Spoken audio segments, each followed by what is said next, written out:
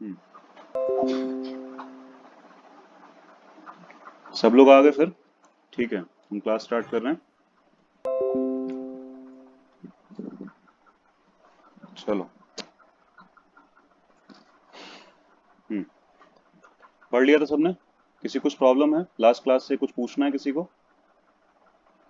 बता सकता है? नहीं तो हम आगे बढ़ रहे हैं फिर। ठीक है। Yes sir. हम्म, तो ठीक है, इस क्लास में हम देखेंगे इलेक्ट्रिक फील्ड। हमने कहा था थोड़ा बहुत इलेक्ट्रिक फील्ड के बारे में पढ़ लेने के लिए। पढ़ा सबने? अलीना, प्रियांशु, यस पढ़ा? सर। पढ़ा था इलेक्ट्रिक फील्ड में कुछ? सर यस थोड़ा थोड़ा। Yes sir. Yes sir. तो समझ में थोड़ा बहुत कुछ आया? क्या था, क्या दिया हुआ था, जहां से भी पढ़ा हो तुम लोगों ने? Yes sir. तो कोई कुछ बताना चाहेगा? यस सर, जब है ना चार्ज को इलेक्ट्रिक फील्ड में रखते हैं तो वो एक फोर्स एक्सपीरियंस करता है। हम्म, तो ये इलेक्ट्रिक फील्ड है, ऐसा कुछ। और अगर नेगेटिव चार्ज को रखेंगे तो वो उसकी डायरेक्शन इलेक्ट्रिक फील्ड के अपोजिट होती है। हम्म, तो मतलब नेगेटिव चार्ज की डायरेक्शन इलेक्ट्रिक फील्ड के ऑपोजिट होती है। हाँ, मतलब और नेगेटिव जैसे चार्ज की इलेक्ट्रॉन डायरेक्शन किस बेसिस पे होगी? मतलब किस चीज की डायरेक्शन की बात हो रही? Negative charge, moving direction. अच्छा, चलने की डायरेक्शन। तो हाँ इलेक्ट्रिक फील्ड जिस तरफ है, जैसे इलेक्ट्रिक फील्ड अगर इधर है तो नेगेटिव चार्ज इधर मूव करेगा। हाँ। हाँ, नहीं ठीक है। सर, अगर करंट राइट जा रहा है तो इलेक्ट्रॉन्स लेफ्ट मूव करेंगे। इलेक्ट्रिक दोनों। फील्ड तो एक पर्टिकुलर टाइम पे जहां पर इलेक्ट्रॉन होगा करंट उसके हिसाब की से मूव जहाँ होगी। करंट की जो डायरेक्शन होती है वही डायरेक्शन इलेक्ट्रिक फील्ड की होती है, इसलिए मैंने इलेक्ट्रिक फील्ड के रिस्पेक्ट में बोला। दोनों सेम बातें हैं, कोई दिक्कत नहीं है। दोनों लगभग सेम ही बातें हैं। जो तुम लोग कह रहे हो कि इलेक्ट्रॉन और वो बात वही है कि इलेक्ट्रिक फील्ड अपनी डायरेक्शन में पॉजिटिव चार्ज को मूव करवाती है और अपने ऑपोजिट डायरेक्शन में नेगेटिव चार्ज को मूव करवाती है। ठीक है, उस पर फोर्स लगाती है। ठीक है, नेगेटिव को अपने ऑपोजिट डायरेक्शन फोर्स लगाती है। और वो ऐसा क्यों है? सीधी सी बात है, यहाँ पे ये F is equal to Q E थोड़ा सा बताया था कल। F is equal to Q into E हो जाता है। तो अगर ये चार्ज नेगेटिव होगा तो F is equal to minus q E हो जाएगा ना। और ये दोनों है वेक्टर। ठीक, तो एक वेक्टर में अगर किसी नेगेटिव नंबर का मल्टीप्लाई तुम कर दो, लाइक -5, तो ये नया जो वेक्टर आएगा ये ई के तो अपोजिट होगा ना, फ्लिप्ड होगा। क्योंकि माइनस का मल्टीप्लाई करने से क्या होता है, वेक्टर पलट जाता है। जैसे कि इस तरफ था तो इस तरफ हो जाएगा। आई बात समझ में? बाकी कुछ -1 का किया है तो इक्वल आएगा, और -5 ज्यादा बड़ा कुछ कर दिया तो इतना कुछ आ जाएगा, बड़ा हो जाएगा। लेकिन फ्लिप तो हो जाएगा, यानी कि एक दूसरे के ऑपोजिट साइड आएंगे। तो फोर्स ऑपोजिट साइड हो गया ना अपने आप, माइनस होने से। देखो, आई बात समझ में? तो चलो अभी और देखते हैं इसमें। थोड़ा थोड़ा तुम लोगों ने पढ़ा होगा। मेनली वही है कि इलेक्ट्रिक फील्ड जो है ये फिलहाल हाइपोथेटिकल कॉन्सेप्ट ही है। ये जो लाइंस वगैरह बनाई गई हैं ये सिर्फ हाइपोथेटिकल कॉन्सेप्ट है, मतलब कि इमेजिनरी कॉन्सेप्ट्स हैं। किसी ने ये लाइंस देखी नहीं है। ठीक है, किसी को नहीं पता ऐसी कोई लाइंस होती हैं या क्या है, कुछ दिखता तो है नहीं।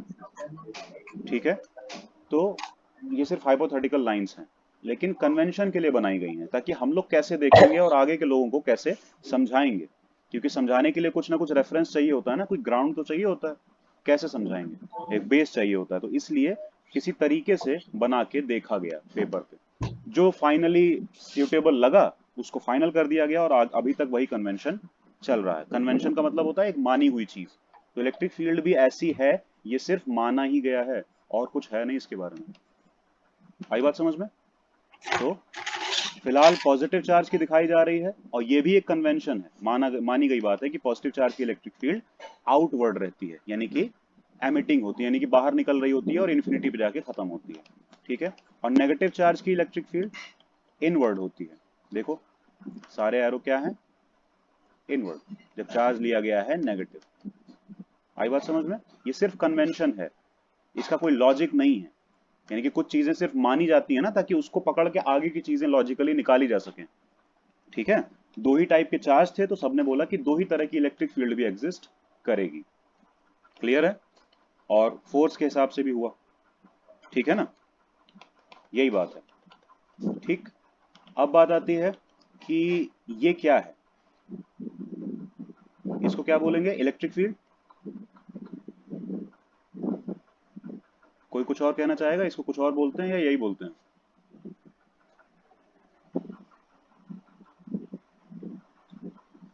बताओ, किसी को पता हो तो। ये इलेक्ट्रिक फील्ड ही है या कुछ और है?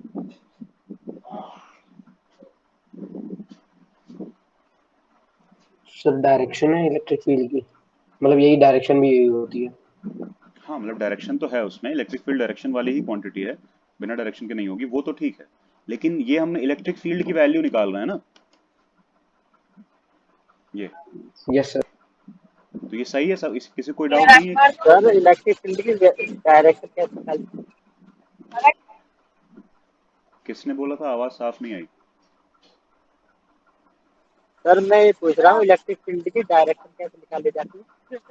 डायरेक्शन कैसे निकाली जाती है? निकाली नहीं गई है, माना गया है फिलहाल। अभी इसमें कैसे निकालेंगे वो देखेंगे। हम मानते हैं कि एक पॉजिटिव चार्ज, ये माना गया है, कन्वेंशन है कि positive charge away electric field बनाता है, यानी कि अपने से दूर जाती हुई इलेक्ट्रिक फील्ड बनाता है। दूर जा रही है, दूर जा रही है, एरो इस तरफ है ना, बाहर जा रही है, ठीक है। और एक नेगेटिव चार्ज अपनी तरफ आती हुई इलेक्ट्रिक फील्ड बनाता है, सारी लाइंस उसकी तरफ आ रही होंगी। आई बात समझ में? कन्वेंशन बेसिस पे, ठीक। तो अगर हम कहीं किसी पॉइंट पे देखते हैं यहाँ पे हमें इलेक्ट्रिक फील्ड निकालनी है, तो इस बेसिस पे ऐसे जाके अवे सर ये डायरेक्शन देख लेंगे। सर ये नेट फोर्स होना चार्ज है ना, मतलब एक पर्टिकुलर चार्ज पे कितना फोर्स अप्लाई होगा वो है ये। नहीं, ये वो नहीं है, इलेक्ट्रिक फील्ड अलग चीज है, फोर्स ये है, फोर्स ये है जो पहले हम लोगों ने पढ़ा ना, वो है, ठीक है। सुनो, ओके सर। ये इलेक्ट्रिक फील्ड की वैल्यू नहीं है, क्योंकि इलेक्ट्रिक फील्ड बस एक कॉन्सेप्ट है। हाँ, जब हम उसकी वैल्यू निकालते हैं तो उसका नाम थोड़ा बदल जाता है। हालांकि कई जगह सिर्फ इलेक्ट्रिक फील्ड ही यूज हो रहा होता है, लेकिन कई जगह कंफ्यूजिंग कर देते हैं, कंफ्यूज करने के लिए ये डाल देते हैं नाम, इसीलिए ध्यान रखना कि ये दोनों अलग अलग नहीं है। इलेक्ट्रिक फील्ड इंटेंसिटी, आई बात समझ में? फील्ड इंटेंसिटी ये इलेक्ट्रिक फील्ड ही है। कहीं क्वेश्चन में लिखा मिल जाए तो ये मत समझना कुछ और ही पूछा जा रहा है। ऐसा नहीं कि इलेक्ट्रिक फील्ड के नाम से पूछेंगे, वो पूछ सकते हैं इलेक्ट्रिक फील्ड भी कि इलेक्ट्रिक फील्ड कितनी होगी, लेकिन ये भी पूछ सकते हैं कि यहाँ पे इलेक्ट्रिक फील्ड इंटेंसिटी कितनी होगी। तो दोनों बातें सेम ही हैं। जब हम एक इलेक्ट्रिक फील्ड की वैल्यू निकाल रहे होते हैं किसी पर्टिकुलर पॉइंट पे, किसी पर्टिकुलर आर डिस्टेंस पे, तो उस वैल्यू को ही हम इलेक्ट्रिक फील्ड इंटेंसिटी बोलते हैं। जैसे फोर्स, फोर्स बस एक फिनोमिनन है, एक कॉज है कि इस पे ये फोर्स लग रहा है, ठीक है, इस फोर्स की वजह से ये वाला काम हो रहे हैं, ये मूवमेंट हो रहा है। लेकिन फोर्स की जब हम वैल्यू कैलकुलेट करते हैं तो एक्चुअली में हम उसकी इंटेंसिटी कैलकुलेट कर रहे होते हैं। समझ रहे हो? इंटेंस कितना है, जैसे कि मम्मी से थप्पड़ पड़ता है गाल पे, तो कितना इंटेंस है वो दर्द होने पे पता चलता है, ठीक है। तो यही इंटेंसिटी कितनी थी, ठीक है। ऐसे ही इलेक्ट्रिक फील्ड की इंटेंसिटी भी होती है, ठीक है। तो इलेक्ट्रिक फील्ड की इंटेंसिटी या इलेक्ट्रिक फील्ड सेम बात है, मतलब वैल्यू में सेम बात है, बस खाली थियोरेटिकली पूछा जाए तो इंटेंसिटी का मतलब उसकी वैल्यू, और इलेक्ट्रिक फील्ड का मतलब एक बस एक कॉन्सेप्ट है कि हाँ इलेक्ट्रिक फील्ड ऐसी होती है, वैसी होती है, पॉजिटिव चार्ज की आउटवर्ड होती है, नेगेटिव चार्ज की इनवर्ड होती है, वो बातें। आई बात समझ में? तो पूछा जाए तो अलग अलग मत बताना, सेम ही बात है अप्रोक्सीमेटली, ठीक। कंफ्यूज नहीं होने की जरूरत है। उसके अलावा यहाँ पे भी वही चीज है कि electric field directly proportional to q I, क्योंकि ये देखा गया ऑब्जर्वेशन से, यानी कि चार्ज बढ़ा दो इलेक्ट्रिक फील्ड की वैल्यू या इंटेंसिटी बढ़ जा रही थी, तो इसीलिए डायरेक्टली प्रोपोर्शनल देखा गया। उसके अलावा इसमें भी ये सेम चीज देखी गई कि हम दूर जाने पे इलेक्ट्रिक फील्ड कम हो रही है। एक चार्ज से जितना दूर पॉइंट लेके देखोगे वहां पे इलेक्ट्रिक फील्ड की इंटेंसिटी थोड़ी सी डिक्रीज मिलती है, कम मिलती है। और कितनी कम, ऐसा नहीं है कि डिस्टेंस डबल करने पे, यानी कि पहले तुमने 1 मीटर लिया, अब तुमने 2 मीटर लिया, तो ऐसा नहीं कि 1 मीटर पे ई थी और 2 मीटर पे 2 ई हो जाएगी, या फिर सॉरी E/2 हो जाएगी। जबकि जबकि अगर सिर्फ ये डिपेंडेंस होती तो ऐसा ही होता, स्क्वायर है इसलिए 1/4 हो जाती है, 1/4 डिक्रीज हो जाता है, क्योंकि सीधी सी बात है, इसको तुम डबल करोगे तो 1/2 r का स्क्वायर लिखोगे, तो यानी कि 1/4 r स्क्वायर हो जाएगा। इसमें से 1/r स्क्वायर को अलग लोगे तो फिर वो चीज पहले वाली इलेक्ट्रिक फील्ड हो जाएगी, यानी कि पहले वाले का 1/4। आई बात समझ में? तो इसमें भी ये डिपेंडेंसी दिखी। उसके अलावा इसमें भी यही चीज की गई कि electric field is equal proportional to Q/r square, ये आ गया। फिर इसमें भी कांस्टेंट निकाला गया तो कांस्टेंट वही सेम आया, फोर्स वाला 4 pi epsilon naught Q by R square. आई बात समझ में? और इलेक्ट्रिक फील्ड में दो चार्जेस की जरूरत अभी क्यों नहीं पड़ी? इसलिए नहीं पड़ी क्योंकि इलेक्ट्रिक फील्ड म्यूचुअल प्रॉपर्टी नहीं है, एक पर्टिकुलर चार्ज की खुद की प्रॉपर्टी है। ठीक है, मतलब ऐसा है जैसे कि सन लाइट एमिट कर रहा है, भले उसको देखने वाला कोई हो या ना हो उससे मतलब नहीं है, उसको रिसीव करने वाला हो या ना हो उससे कोई मतलब नहीं है, वो तो लाइट एमिट करेगा ही करेगा। ठीक है, और एनर्जी भी अब्सॉर्ब करता है तो वो भी करेगा ही, यानी कि ऐसा नहीं कि कोई देखेगा तो करेगा, कोई रिसीव करने वाला है तो करेगा, ऐसा नहीं है। लेकिन फोर्स के केस में ये था कि दो चीजों के बीच की ही प्रॉपर्टी होती थी। ठीक है, फोर्स में एक एक चार्ज कैसे फोर्स लगा लेगा, किसी पे तो लगाना पड़ेगा ना, तो दूसरा चार्ज चाहिए ही चाहिए। लेकिन इलेक्ट्रिक फील्ड का क्या है, वो एक ही चार्ज की प्रॉपर्टी है, वो उसको दूसरे चार्ज से मतलब नहीं है, ना उसका इन्फ्लुएंस कुछ आएगा दूसरे चार्ज, बस हाँ फोर्स फोर्स लगेगा वो अलग बात है, लेकिन इसकी इलेक्ट्रिक फील्ड की वैल्यू नहीं बदल जाने वाली है उस चार्ज दूसरे चार्ज की वजह से, जिसको हम यहाँ पे लेके आएंगे टेस्ट करने के लिए। जैसे हम यहाँ पे एक चार्ज रख दें तो इसकी इलेक्ट्रिक फील्ड में कोई फर्क नहीं पड़ने वाला है। ठीक है, सेम ही रहेगी, और ना ही इसकी इलेक्ट्रिक फील्ड में कोई फर्क पड़ने वाला है इस चार्ज की वजह से।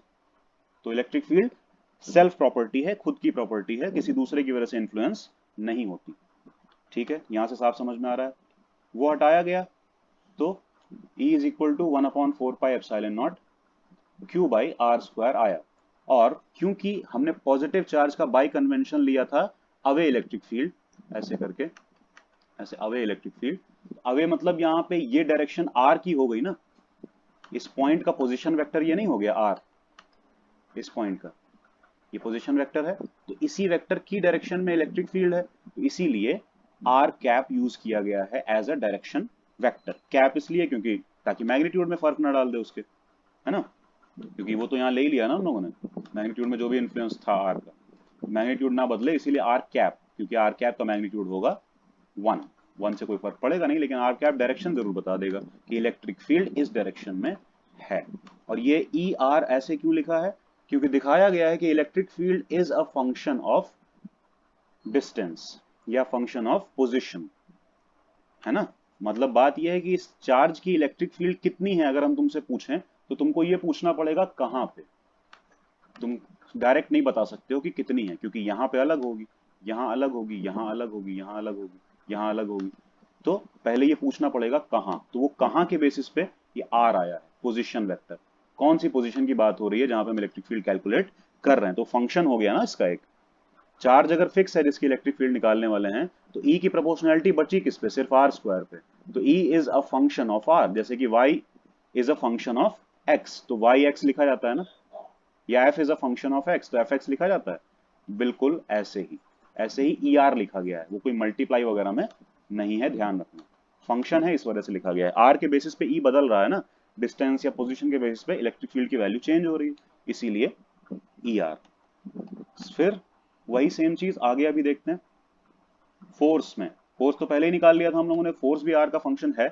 ठीक है, फोर्स भी आर का फंक्शन होता है, इसको हम एफ आर ऐसे करके लिख सकते हैं, इसकी वैल्यू पता ही है, पहले ही निकाल चुके हैं, 1/4πε0 Q बाई आर स्क्वायर, वहां स्मॉल Q1 Q2 था, यहाँ पे एक कैपिटल Q एक स्मॉल Q है। ठीक है, तो उससे ज्यादा कोई फर्क नहीं है, नाम से कोई मतलब नहीं। लेकिन इन दोनों फॉर्मूलाज को अगर हम देखेंगे, कंपेयर करवाएंगे इसको और इसको, तो हमें एक सिमिलैरिटी नजर आती है कि 1/4πε0 सेम है, नीचे डिस्टेंस का स्क्वायर सेम है, ऊपर इसमें एक चार्ज आ रहा है और उसमें दो चार्ज आ रहे हैं, इतना ही फर्क है।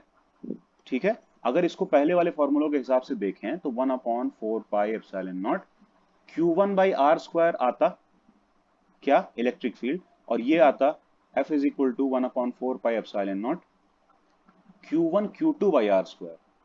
ठीक है, तो इस केस में ये 1/4πε0 Q1 बाई आर स्क्वायर तो हो जाता ना E, यानी कि हम E1 की इलेक्ट्रिक फील्ड में, फर्स्ट वाले चार्ज की इलेक्ट्रिक फील्ड में सेकंड वाले चार्ज पे फोर्स देखने की कोशिश कर रहे हैं, सेकंड वाले चार्ज पे, ऐसा ही कुछ है और कोई बात नहीं है। जैसे अभी हमने पिछले वाले में बताया भी था कि एक चार्ज यहाँ एक चार्ज यहाँ, हम ऑब्जर्वर यहाँ पे हैं, तो ये पहले हम एक एक करके देखेंगे कि Q1 Q2 पे फोर्स लगा रहा है, फिर हम एक करके देखेंगे कि Q2 Q1 पे फोर्स लगा रहा है, तो एक एक करके देखेंगे ना, तो Q1 Q2 पे कैसे फोर्स लगाएगा, through the electric field, by the use of electric field, और Q2 भी Q1 पे सेम इलेक्ट्रिक फील्ड की हेल्प से। तो यहाँ पे वही चीज साफ साफ नजर आ रही है कि अगर हम इस चीज को, इस क्वांटिटी को अलग कर लें, इस क्वांटिटी को, तो ये आ जाएगी E, तो ये हो जाएगा Q इंटू ई।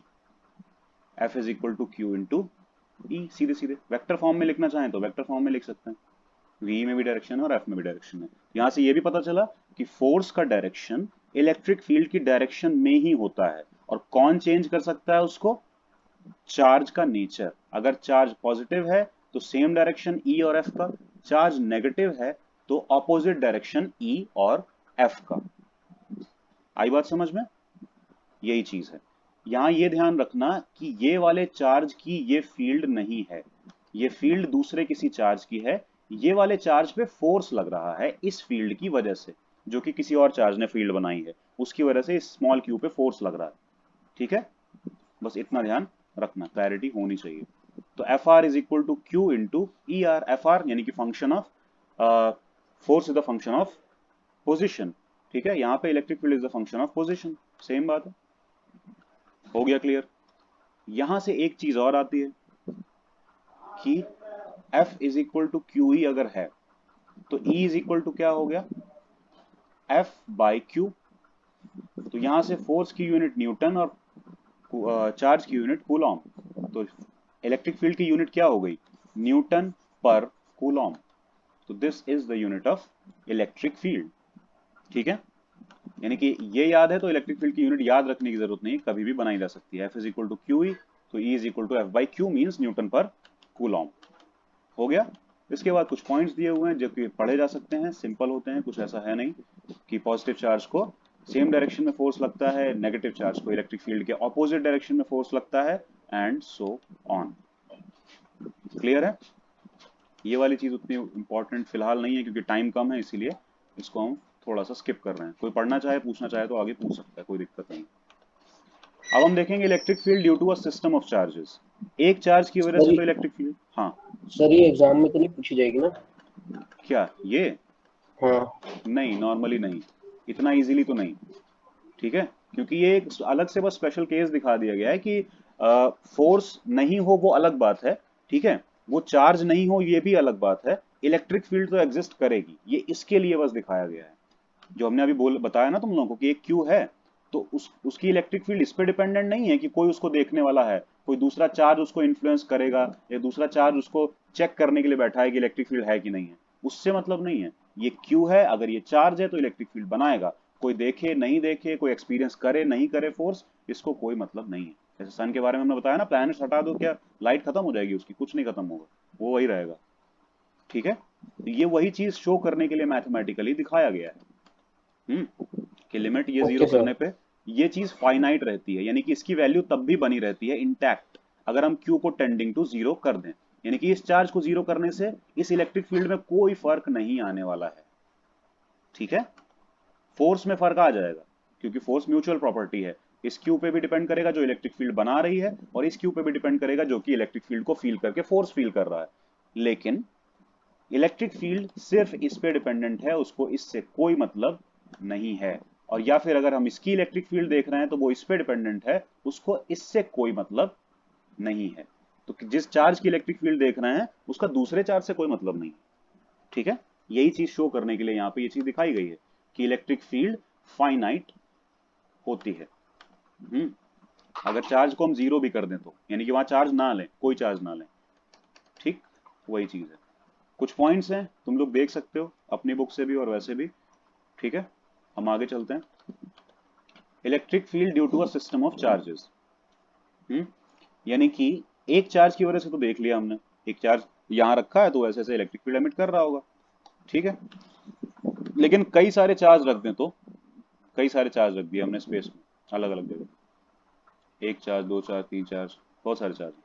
ठीक है, अब हम यहां कहीं ये पॉइंट सेलेक्ट करें, ये थे चार्ज, मान लो Q1, Q2, Q3, Q4, Q5, और ये है पॉइंट, यहाँ पे कोई चार्ज नहीं रखा हुआ है, बस ये एक स्पेस में एक पॉइंट है जहां पे हम इलेक्ट्रिक फील्ड कैलकुलेट करने वाले हैं। तो अब इन सब की हम एक साथ इलेक्ट्रिक फील्ड बना नहीं देंगे, ऐसे तो फिर कॉम्प्लिकेशन क्रिएट हो जाएगा, क्योंकि इलेक्ट्रिक फील्ड आपस में कट नहीं करती हैं और बहुत सारी और प्रॉपर्टीज हैं जो आगे पता चलेंगी। तो एक साथ बनाएंगे नहीं, सिर्फ इस पॉइंट पे पर्टिकुलरली सबकी इलेक्ट्रिक फील्ड देखेंगे विद डायरेक्शन देखेंगे और उनका रिजल्टेंट निकाल लेंगे, जैसे कि फोर्स का निकाला था बिल्कुल वैसे ही, बाकी और कोई दिक्कत नहीं है। यानी कि ये Q1 जो चार्ज है वो इस पॉइंट पे अवे फील्ड बनाएगा, क्योंकि फिलहाल हमने बोला ना जब तक हम बताएं नहीं कि नेगेटिव चार्ज है तब तक चार्जेस सारे पॉजिटिव हैं, तो अवे फील्ड ही बनाएंगे। तो इस P पॉइंट पे Q1 जो है इस तरफ फील्ड बनाएगा, Q2 किधर बनाएगा वो हमें देखना पड़ेगा, इसको मिलाना पड़ेगा ऐसे करके, और तब उसी डायरेक्शन में आगे बढ़ना होगा, इधर कहीं फील्ड बनाएगा। अब डिपेंड करता है ये लाइन किसमें बड़ी और किसमें छोटी होगी, वो डिपेंड करता है इन चार्जेस पे। हम अभी रैंडम बना रहे हैं, किसी में छोटी किसी में बड़ी बनाएंगे लाइन, ठीक है। तो और डिपेंड ये भी करता है कि वो चार्ज पास रखा है कि दूर रखा है, ठीक है। चलो, तो अब इसकी फील्ड कितनी होगी, कुछ इस तरफ इतनी होगी। इसकी फील्ड कितनी होगी, ये तो इसी की फील्ड होगी। यहाँ पे डायरेक्शन गलत बनने से काफी कुछ गलत बन जाएगा, ठीक है। ये 4 फील्ड्स दिख गई, एक और है, ये एक और फील्ड दिख गई। तो ये 4 फील्ड्स हैं, लेकिन हम क्या करेंगे, वेक्टर हैं सारे के सारे, तो रिजल्टेंट कैसे निकालेंगे, दो दो करके, कोई भी दो उठाएंगे, उनका रिजल्टेंट निकाल लेंगे, फिर इन दोनों को हटा देंगे किसी तरह से, ठीक है। ये रिजल्टेंट आ गया, अब इसका दूसरे के साथ रिजल्टेंट निकाल सकते हैं, यहाँ पे कहीं आ जाएगा, फिर इसका तीसरे के साथ रिजल्टेंट निकाल सकते हैं, यहाँ पे कहीं आ जाएगा, ऐसे करके ओवरऑल सारे रिजल्टेंट्स अगर हम निकाल लें तो हमारा काम हो जाएगा। ये तुम लोग देख सकते हो, और कोई बात नहीं। सारे चार्जेस हैं, ये पॉइंट सेलेक्ट किया गया जहां पे हम इलेक्ट्रिक फील्ड देखने वाले हैं। Q2, Q1, Q3 and Q4 4 charges हैं, ठीक। E2 Q2 की वजह से फील्ड है, देखो उसी डायरेक्शन में आ रही है। E3 देखो Q3 की वजह से फील्ड है, देखो सेम उसी डायरेक्शन में आ रही है। E4 Q4 की वजह से, एंड E1 Q1 की वजह से। तो डायरेक्शन तुम लोग देख सकते हो बिल्कुल अलोंग द लाइन है, ऐसे करके है, ठीक है। अब ये 4 इलेक्ट्रिक फील्ड्स हैं, E1, 2, 3 एंड 4। चारों का रिजल्टेंट निकालना है तो कोई भी दो पहले ले लो और बाकी तीसरा फिर चौथा, ऐसे कर करके रिजल्टेंट्स आ जाएंगे। E1 E2 अगर हम पहले ले लेते हैं तो यहाँ पे ये आएगा, पैरेललोग्राम बनेगा, ये आया रिजल्टेंट, फिर हम इसको भूल जाएंगे E1 E2 को, ये हमारा रिजल्टेंट हो गया। अब हमें E3 E4 और इसके बिहाफ पे निकालना है ये, तो फिर E3 E4, E3 का इसके साथ निकाल लें तो ये कुछ आएगा, यहाँ पे रिजल्टेंट, ये रिजल्टेंट आ जाएगा, ठीक। फिर हम इनको भी हटा देंगे, ठीक। सिर्फ ये रिजल्टेंट बचा और E4 बचा, ये दो चीजें बची, तो अब इन दोनों के बीच में रिजल्टेंट निकाल लेंगे अल्टीमेटली, जैसे कि फोर्स में किया था, हो गया। तो ये आया हमारा फाइनल चारों इलेक्ट्रिक फील्ड्स का रिजल्टेंट वेक्टर, और देखो जैसा हमारा आया है वैसा इनका भी आया है, अलग नहीं आया। तो ये टोटल इलेक्ट्रिक फील्ड आ रही है, ये लोग जो दिखा रहे हैं, complete electric field, final electric field due to all the charges at this point, ठीक है, एट दिस पॉइंट। तो वैल्यूज कैसे, जैसे फोर्स में लिखी थी, E1 is equal to 1/4πε0 Q1 by R12, लेकिन यहाँ पे 1 से 2 तक की डिस्टेंस तो है ही नहीं ना, ये पॉइंट है P, तो यहाँ से 2 से P तक की डिस्टेंस है, 1 to P है, 3 to P है एंड 4 to P है, तो इसीलिए R1P square and R1P cap, 2 का लिखेंगे R2P square and R2P cap, सीधी सी बात, क्लियर है। डिस्टेंसेस हम लोग जहां से जहां तक जा रहे हैं उसी के बेसिस पे लिखते हैं, ठीक है। 1P यानी कि 1 से P तक की डिस्टेंस की बात कर रहे हैं, 2P यानी कि 2 से P तक की डिस्टेंस बात कर रहे हैं, P ये पॉइंट है, आया समझ में। चलो, तो ये सारी फील्ड्स जब हम निकाल लेंगे, वेक्टर सम करेंगे, देखो वेक्टर एडिशन हुआ है। एनसीईआरटी में हमने बताया कि वेक्टर ये लोग दिखाएंगे नहीं बना बना के, तुम लोगों को खुद ही इमेजिन करना है कि यहाँ पे वेक्टर है, क्यों, क्योंकि ये लोग बोल्ड कर देंगे, जहां बोल्ड नहीं करेंगे समझ जाओ वहां वेक्टर का यूज नहीं किया गया है, और जहां बोल्ड किया है, बोल्डेड लेटर्स में लिखा हुआ है, इसका मतलब ये वेक्टर है, सारे वेक्टर, सबका वेक्टर सम कर दिया गया एन वेक्टर्स का। फिर वही चीज 1/4πε0 सब में कॉमन आएगी, लेकिन इसमें कोई Q1 वगैरह कॉमन नहीं आएगा क्योंकि किसी चार्ज पे फोर्स नहीं देख रहे हैं, सीधे Q1 2 वगैरह से स्टार्ट होगा। इसका जब हम समेशन लिखेंगे तो बाहर कॉमन आएगा 1/4πε0 और अंदर बचेगा Q1 अपॉन R1P का स्क्वायर और R1P cap, Q2 upon R2P का square and R2P cap, dash dash dash, and Qn upon RNP का स्क्वायर एंड RNP कैप। तो ये ध्यान से देखो, ये 1 कॉमन है सब में, 2 यहाँ 2 कॉमन है सब में, यानी कि ये P पॉइंट सब में एक जैसा दिख रहा है सभी में लास्ट तक, तो इसको तो हम कोई नाम नहीं देंगे ना, ये तो P ही रहेगा यहाँ पे। बदल क्या रहा है, ये नंबर बदल रहा है, इसमें 1 है ये नंबर यहाँ, ये इसमें 2 है, 2 2 2, इसमें 3 है, मतलब यहाँ पे n है, जैसे 3 होता फिर 4 होता फिर 5 होता फिर n तक जाता। तो Q I divide by R I P square, और R I P cap vector, summation इसी का होना है। और क्योंकि इसमें ये 1 से स्टार्ट हुआ है, देख सकते हो Q1 Q2 Q3 2 की n, और यहाँ से भी R1P R2P, यानी कि 1 से स्टार्ट हुआ है, तो हम इस समेशन में I को स्टार्ट करेंगे 1 से और एंड करेंगे n पे, 1 to n। पिछले वाले में क्या हुआ था, फोर्स में हमने 2 से स्टार्ट किया था, क्योंकि 1 वाले पे तो हम फोर्स ही देख रहे थे, तो 1 से तो स्टार्टिंग नहीं हुई थी। और बाहर क्या रखा हुआ है, 1/4 पाई एप्सिलॉन नॉट, और बिल्कुल यही चीज आ रही है, तुम लोग ये देख सकते हो। क्लियर है? तो बस यही है, इलेक्ट्रिक फील्ड इस तरीके से आ जाती है। इस पे क्वेश्चन थोड़े कम ही आते हैं, लेकिन समझना जरूरी होता है, क्योंकि आ तो सकते ही हैं, क्योंकि कॉन्सेप्ट तो सही है। ठीक है, अब E is a vector quantity that varies from one point to another point in space and is determined from the position of the source charge। कहाँ पे चार्ज रखा है इस पे डिपेंड करेगा। अगर हम तुमसे पूछे यहाँ पे इलेक्ट्रिक फील्ड कितनी है, तो तुम्हें पूछना पड़ेगा चार्ज कहाँ रखा है। आपने बता दिया चार्ज यहाँ रखा है, तब तुम बता सकते हो कि यहाँ पे इलेक्ट्रिक फील्ड इस डायरेक्शन में होगी। उसके अलावा ये अगर डिस्टेंस r है, तो ये इलेक्ट्रिक फील्ड की वैल्यू होगी 1/4 पाई एप्सिलॉन नॉट, और अगर इस चार्ज की वैल्यू कैपिटल Q या स्मॉल q जो भी है, तो Q बाई आर स्क्वायर, ये वैल्यू होगी और ये डायरेक्शन होगी, तो तुम सब कुछ बता पाओगे फिर। यानी कि हमको चार्ज की पोजीशन और जिस पॉइंट पे इलेक्ट्रिक फील्ड निकाल रहे हैं उसकी पोजीशन चाहिए होती है इलेक्ट्रिक फील्ड कैलकुलेट करने के लिए। आ गया समझ में सबको? किसी कुछ डाउट है तो पूछ सकता है, नहीं तो आगे बढ़े फिर। देखो, physical significance of electric field जिस भी बुक में हो तुम लोग एक बार पढ़ना कि कैसे हम फिजिकली समझेंगे कि इलेक्ट्रिक फील्ड आखिर है क्या। वही चीज है जैसे हम सनलाइट निकलती है सन से, है ना, तो उसमें लाइट है तो हमें दिख रही है, जिसमें लाइट नहीं है तो दिखती नहीं। जैसे स्मेल होती है, ठीक है, कोई फ्लावर है कुछ है तो वो स्मेल प्रोड्यूस करता है, तो अपने आसपास उससे स्मेल स्प्रेड करता रहता है ना।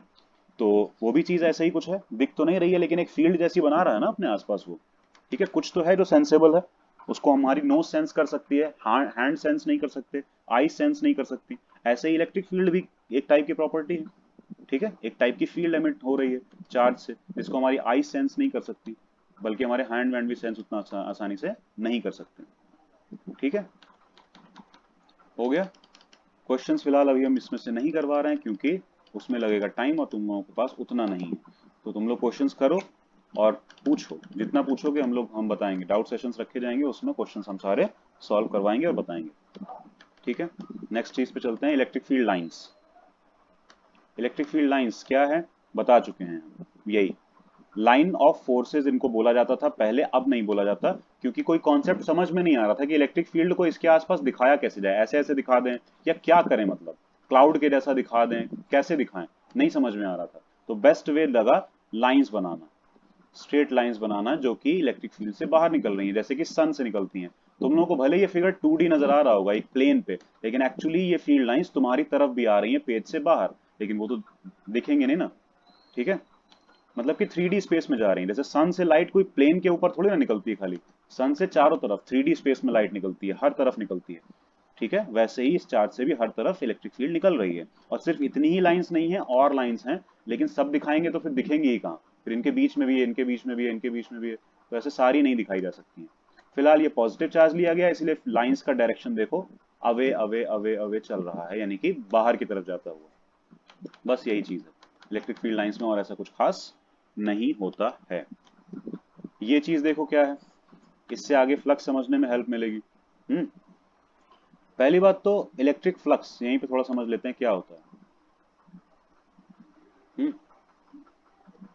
अभी हमने फील्ड लाइंस बनाई थी, जैसे एक चार्ज है पॉजिटिव चार्ज, ये फील्ड एमिट कर रहा है। ठीक है, बहुत सारी फील्ड बना रहा है ये अपने चारों तरफ, इधर उधर। कोई बता सकता है फ्लक्स क्या होगा? फ्लक्स बोलते किसको है, ये क्या है फ्लक्स? ये भी रिलेटेड टू इस फील्ड से ही है, लेकिन है क्या?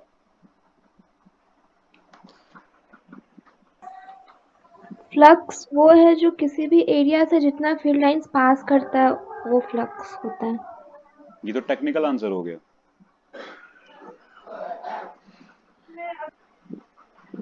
Number of field lines flux है,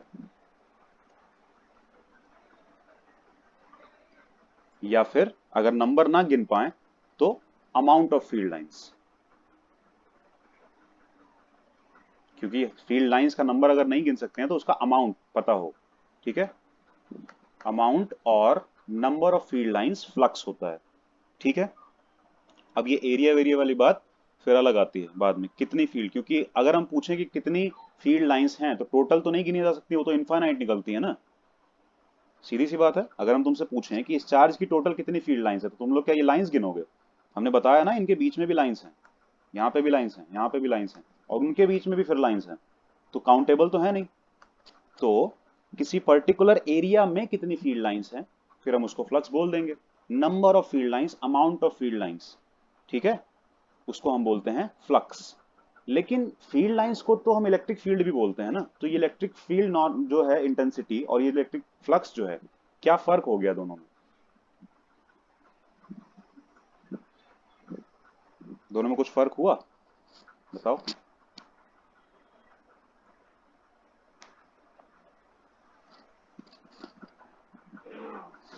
कोई बताना चाहेगा?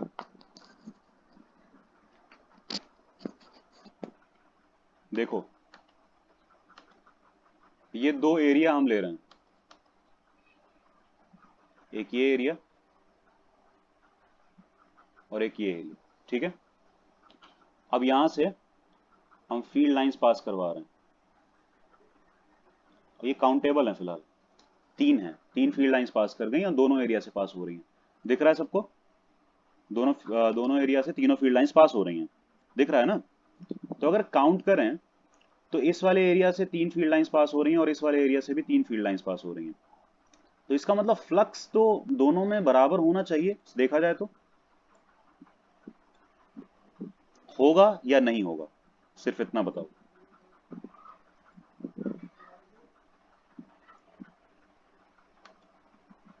कोई बताना चाहेगा कि इन दोनों में फ्लक्स बराबर होगा कि नहीं, इन दोनों एरिया से पास सो होने मुझे वाले? तो पहले यही समझ में आया कि फ्लक्स क्या होता है, क्लियरली क्या होता है नहीं पता। Amount, number of field lines, count कर लो बस। काउंटेबल है तो काउंट कर लो, नहीं काउंटेबल है तो अमाउंट बोल दो उसको। तो अमाउंट ऑफ फील्ड लाइंस, कितनी तो फील्ड सेम ही लाइंस है? होगा, तो तीन है यहाँ पे भी, तीन वहां पे भी, तो सेम ही होगा। सेम होगा ना।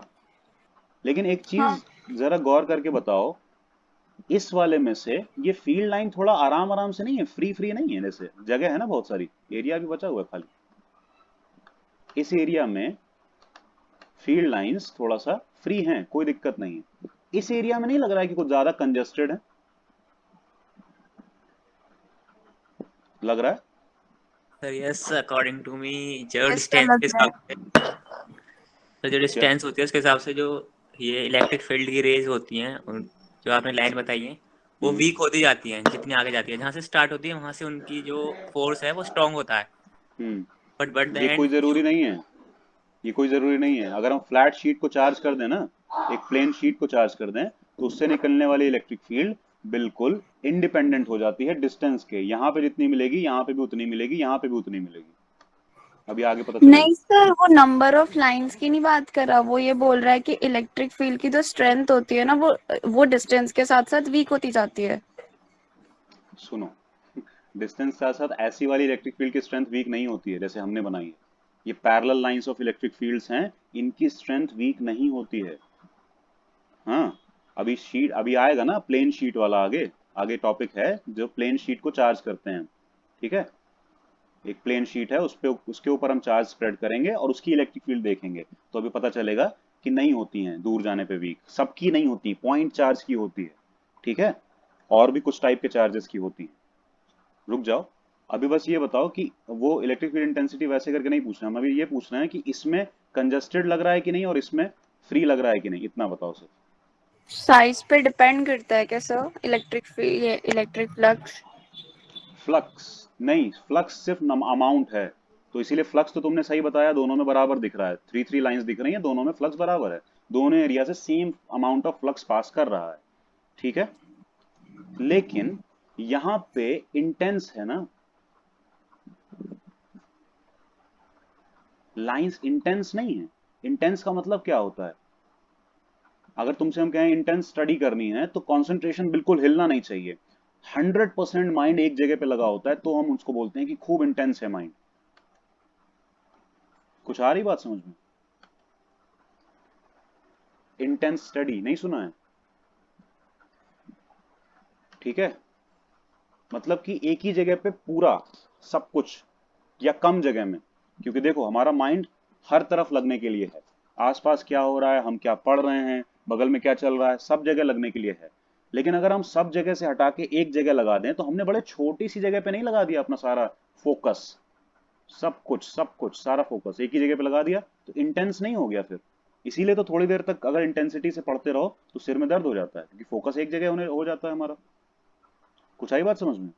यहाँ पे डेंसिटी ज्यादा है फील्ड लाइंस की, कम जगह में कंजस्टेड फॉर्म में है फील्ड लाइंस, तो यहाँ पे इलेक्ट्रिक फील्ड ज्यादा होगी और यहाँ पे इलेक्ट्रिक फील्ड कम होगी।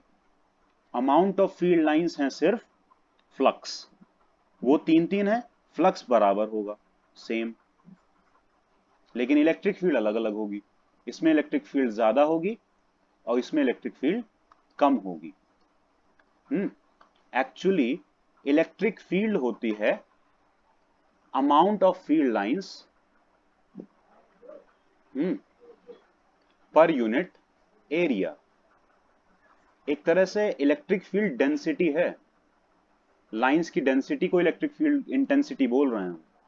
इलेक्ट्रिक फील्ड की वैल्यू का मतलब है कि एक पर्टिकुलर एरिया में कितनी इलेक्ट्रिक फील्ड है, एक तरह से देखा कितनी फील्ड लाइंस हैं। समझ रहे हो? कंफ्यूजन आ रही है? पूछो, बताओ। सर एक बार रिपीट करिए ना फिर से। इलेक्ट्रिक फ्लक्स 3 है, फिर उसके आगे से।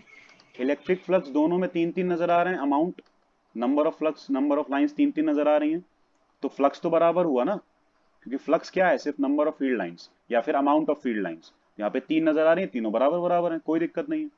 ठीक है, लेकिन यहाँ पे कम जगह में बहुत ज्यादा इलेक्ट्रिक फील्ड है ना, बहुत कम जगह में, तो इंटेंस नहीं हो गई। इंटेंस का मतलब समझ रहे हो? डेंस, यानी कि एक ही जगह पे पूरा फोकस ले आना। तो ऐसा नहीं लग रहा यहाँ पूरी जगह फील्ड है, भरा हुआ सा है, और यहाँ पे खाली है। कुछ आई बात समझ में? यानी कि इतनी सी जगह में तुम, जैसे तुम्हें बुलेट्स फायर करनी है, बुलेट्स फायर करनी है, ये है तुम्हारा टारगेट, तो तुमने इतनी जगह में सारी बुलेट फायर कर दी सब, तो ये इंटेंस नहीं हो गया। और या फिर तुमने एक इधर एक इधर एक इधर एक इधर एक इधर फायर की, तो ये इंटेंस नहीं हुआ। इसमें इंटेंसिटी ज्यादा नहीं हुई, लेकिन इसमें इंटेंसिटी ज्यादा हुई, क्योंकि एक ही जगह पे ज्यादा बुलेट्स फायर हो गई। आई बात समझ में? देखो, नहीं समझ में आता है तो पेन को ओपन करो, पेन का निप, उसका बैक साइड अपने हैंड पे रख के प्रेस करो, और अब फ्रंट साइड अपने हैंड पे रख के प्रेस करो, निप अंदर चली जाएगी स्किन के।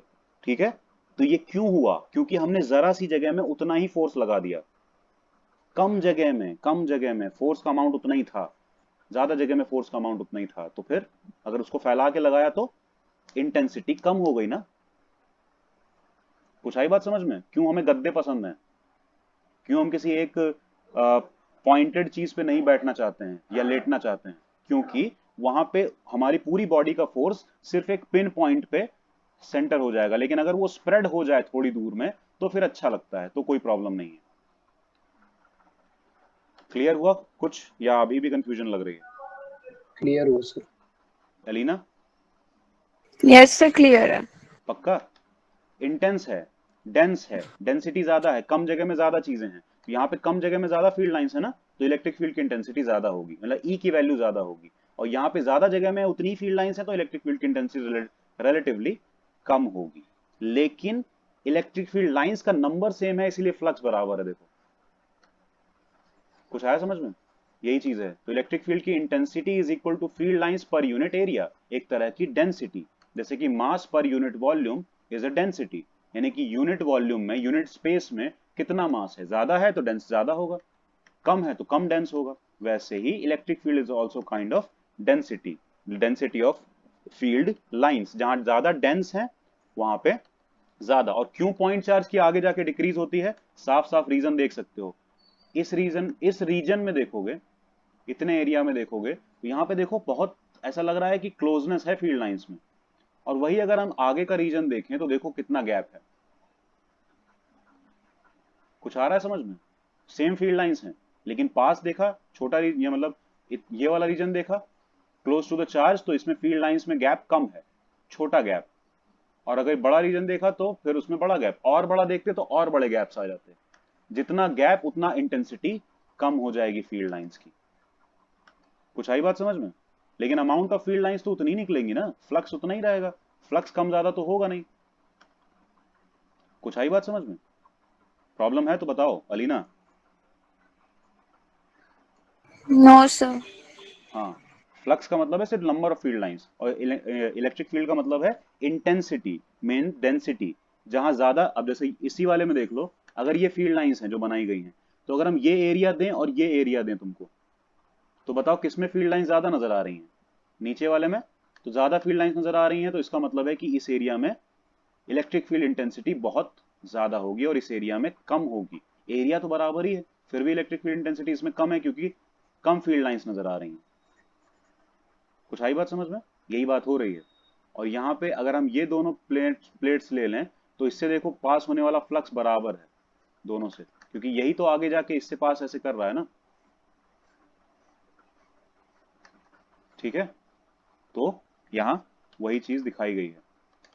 इसको और ज्यादा लंबे तौर पे नहीं बताएंगे क्योंकि टाइम ज्यादा लगेगा। ठीक है, तुम लोग थोड़ा सा समझो, बस वही चीज है कि जितना बड़ा एरिया हमने यहाँ लिया, अगर उतना ही बड़ा एरिया हम यहाँ कहीं पे ले रहे हैं, सेम एरिया, सेम साइज का एरिया, तो लाइन की डेंसिटी यहाँ ज्यादा और यहाँ कम मिल रही है, तो इलेक्ट्रिक फील्ड भी यहाँ पे ज्यादा और यहाँ पे कम मिलेगी, क्योंकि इलेक्ट्रिक फील्ड डेंसिटी पे डिपेंड है कि लाइन कितनी डेंस है। ज्यादा लाइन है कम जगह में, इसका मतलब है कि वहां पे इलेक्ट्रिक फील्ड की इंटेंसिटी ज्यादा होगी। ठीक है, बस इतना ही है। और फ्लक्स क्या चीज है? Number of field lines, phi से रिप्रेजेंट करते हैं। एक यूनिट एरिया में जितनी फील्ड लाइंस है, अगर 10 फील्ड लाइंस हैं तो फिर अलग इंटेंसिटी, और उतनी ही 10 ही फील्ड लाइंस अगर इतने से एरिया में आ गई, इतने से एरिया में 10 फील्ड लाइंस आ गई, तो यहाँ पे इंटेंसिटी काफी ज्यादा हो जाएगी और यहाँ पे काफी कम, लेकिन फ्लक्स दोनों जगह सेम, यहाँ पे भी फाई और यहाँ पे भी फाई, क्योंकि नंबर ऑफ फील्ड लाइंस है फ्लक्स, ना कि इंटेंसिटी ऑफ फील्ड लाइंस है। क्लियर हुआ या नहीं?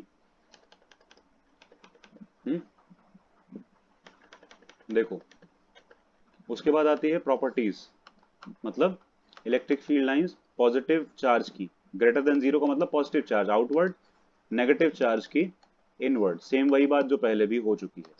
ठीक है, उसके अलावा कुछ प्रॉपर्टीज हैं जो यहाँ पे लिखी हैं, एक बार मैं एक्सप्लेन कर रहे हैं, देखो ध्यान से। Field line start from positive charges end end at negative charges.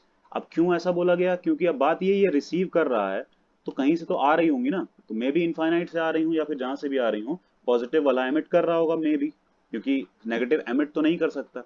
तो इसीलिए उस बेसिस पे कह दिया जा रहा है कि पॉजिटिव चार्ज जो एमिट कर रहा होगा दूर जाके वो फाइनली नेगेटिव चार्ज में ही एंटर करने वाली है। पास मिल गया तो पास में ही एंटर कर जाएंगी, जैसे कि अगर बगल बगल में ही पॉजिटिव और नेगेटिव चार्ज रख दो तो बगल से ही जाके एंटर कर जाएंगी, दूर क्यों जाएंगी फिर, है ना, एंटर कर जाएंगी।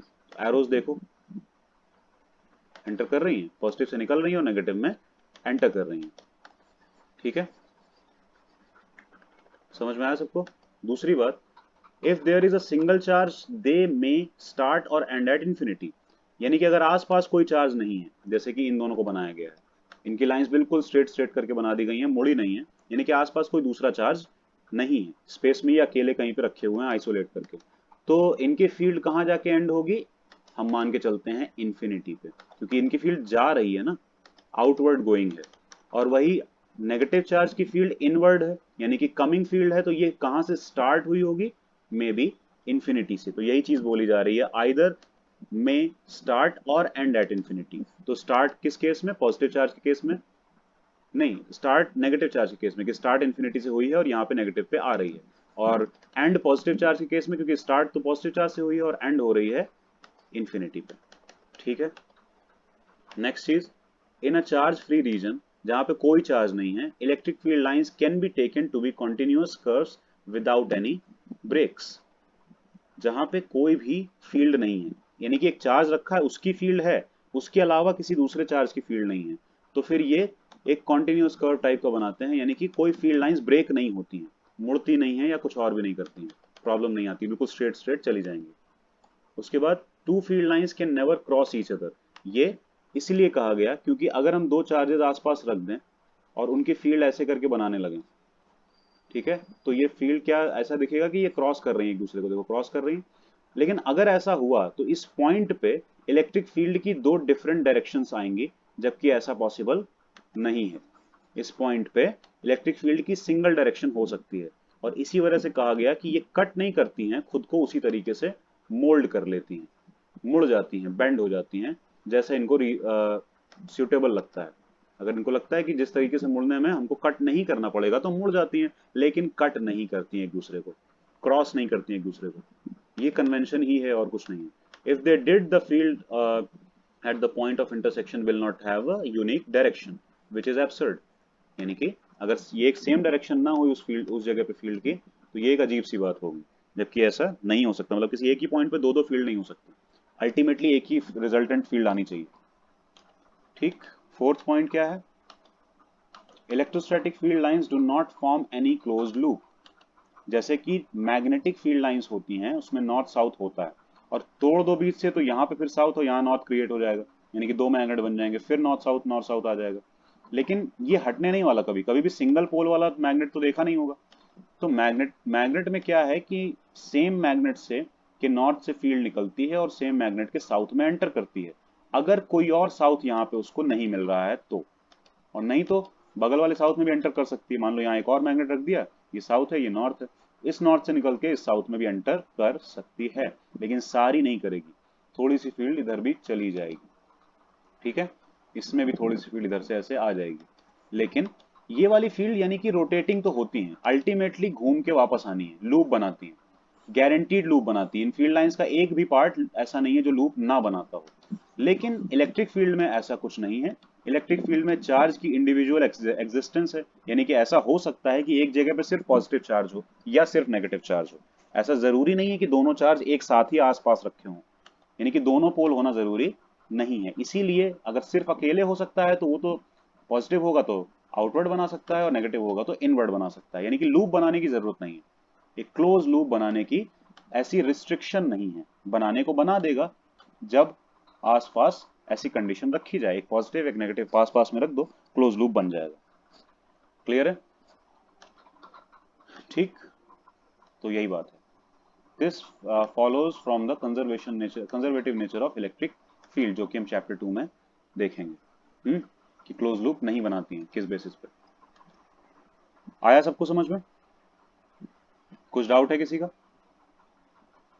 बताओ, अलीना, प्रियांशु या कोई और? क्लियर है सर। सर अलीना? क्लियर है। क्लियर है अलीना? ये डाउट है? क्लियर है। बता देना, बीच में इंटरप्ट करने से कोई प्रॉब्लम नहीं है, लेकिन डाउट रहेंगे तो बहुत ज्यादा प्रॉब्लम है। देखो, अब इलेक्ट्रिक फ्लक्स की बात आती है, वही चीज है, हम लोग इसको समझना शुरू यहां से कर रहे हैं, यानी कि इलेक्ट्रिक फील्ड की intensity is the density of electric flux, यानी कि डेंसिटी पर यूनिट एरिया, मतलब कि number of field lines per unit area, एक यूनिट एरिया में। तो यहां से फ्लक्स कितना आ जाता है? E इंटू ए, इलेक्ट्रिक फील्ड इंटू एरिया, सीधी सी बात है। क्लियर है? तो यही चीज हो जाएगी flux, electric field into area, यानी कि अगर हम इलेक्ट्रिक फील्ड की इंटेंसिटी को उस एरिया से मल्टीप्लाई कर दें जिसमें भी हम निकालना चाहते हैं, जिससे भी फ्लक्स क्रॉस कर रहा है, तो हम फ्लक्स की वैल्यू निकाल सकते हैं। ठीक है, सीधी सी बात है। जैसे कि डेंसिटी होती है मास पर यूनिट वॉल्यूम, तो अगर हमको मास निकालना है तो डेंसिटी को वॉल्यूम से मल्टीप्लाई करके निकाल सकते हैं। उसी तरह अगर हमको फ्लक्स निकालना है तो हम इलेक्ट्रिक फील्ड को एरिया से मल्टीप्लाई करके निकाल सकते हैं। फर्क बस इतना है, वो मास और डेंसिटी उन वालों में सारे स्केलर क्वांटिटीज थे, यहाँ पे ये सब वेक्टर नहीं है, दो वेक्टर हैं, एक इलेक्ट्रिक फील्ड और दूसरा एरिया। ठीक, क्यों? क्योंकि हमने बोला ना, इलेक्ट्रिक फ्लक्स जो होता है वो सिर्फ अमाउंट है किसी चीज का, अमाउंट और नंबर ऑफ समथिंग। तो ये किसी चीज का अमाउंट जो है वो कभी भी वेक्टर नहीं होता है ना। जैसे कि मास क्या होता है, अमाउंट ऑफ मैटर, कितना मैटर है किसी बॉडी में, किसी चीज में कितना मटेरियल है, तो कितना है उसमें कभी भी डायरेक्शन की तो बात ही नहीं आती है। अमाउंट में कभी डायरेक्शन की बात नहीं आती, तो इसीलिए फ्लक्स भी होती है स्केलर क्वांटिटी। क्या है? Scalar quantity. क्लियर हुआ? ठीक। और यहां पे अगर दो वेक्टर क्वांटिटीज का प्रोडक्ट हो रहा है, दो वेक्टर क्वांटिटी मल्टीप्लाई हो रही है, तो दो तरह से हो सकती हैं। एक तो डॉट प्रोडक्ट से, दूसरा क्रॉस प्रोडक्ट से। अब यहां पता कैसे चलेगा कि ये डॉट प्रोडक्ट से आएगा या क्रॉस प्रोडक्ट से? देखो, डॉट प्रोडक्ट का जो रिजल्ट आता है यानी कि आंसर आता है, वो एक स्केलर क्वांटिटी होती है, इसीलिए उसको स्केलर प्रोडक्ट भी बोलते हैं। और क्रॉस प्रोडक्ट जो होता है वेक्टर का, उसका जो रिजल्ट आता है वो एक वेक्टर क्वांटिटी आती है, मतलब एक डायरेक्शन वाली क्वांटिटी आती है। लेकिन हमें तो यहाँ पहले से पता है ना कि ई और ए का जो प्रोडक्ट है वो एक स्केलर है ना, वो एक स्केलर है। तो इसका मतलब है सीधे सीधे कि ई और ए में डॉट प्रोडक्ट लगेगा, ना कि क्रॉस प्रोडक्ट। ठीक है, सिंपल लॉजिक। तो ई और ए का होगा डॉट प्रोडक्ट। समझ में आ गया? अब अलीना ये बताओ, डॉट प्रोडक्ट में तुम्हें कुछ कंफ्यूजन थी, यानी कि डॉट प्रोडक्ट ठीक से नहीं समझ में आते हैं, ऐसा कुछ है? यस से नहीं आता। कुछ है नहीं। देखो, दो वेक्टर्स हैं, ए बी, सॉरी बी, यहाँ पे ए वेक्टर बी वेक्टर। और सब लोग समझना, क्योंकि ज्यादातर हमें लगता है कि कुछ लोगों को कंफ्यूजन होगी।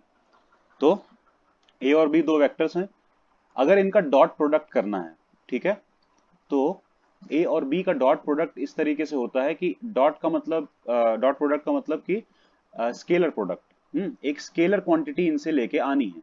तो स्केलर तभी आएगा जब डायरेक्शन गायब हो जाए, डायरेक्शन नहीं बचना चाहिए, तभी वो चीज स्केलर बन पाएगी। सीधी सी बात है, सिर्फ वैल्यू बच जाए, मैग्नीट्यूड बच जाए, डायरेक्शन ना बचे।